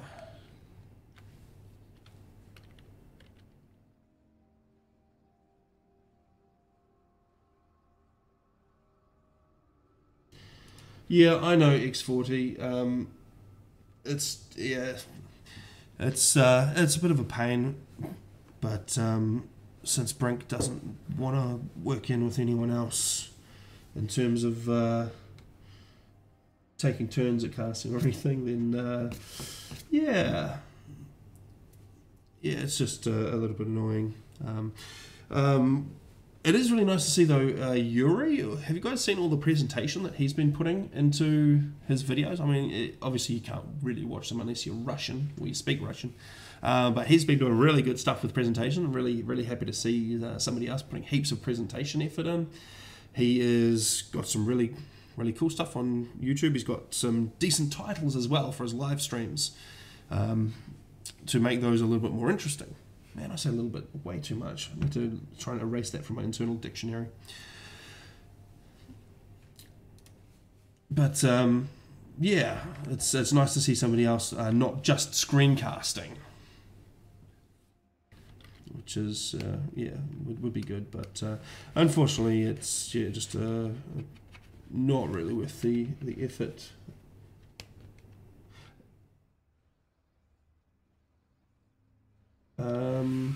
Watch on my stream. Yeah, I don't know what he means by watch on my stream. He normally posts YouTube links, so he'll post a video up. The ones he's been doing lately have been like casts, so they're not live ones, but he puts a lot of effort into the editing and the intros and makes it really cool, which is really nice. And he does have the titles, which is all of this this junk here. These things here, let me show you. So all this stuff here is the titles. So title on, title off, title on, title off. He's got some of that kind of stuff going, which really nice to see. Really nice to see. What have we got next? Yeah, but all that stuff there, that good stuff.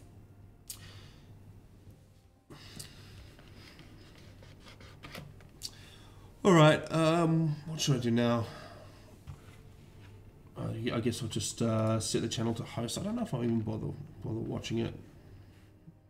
We'll see. It's 6:47 a.m. here.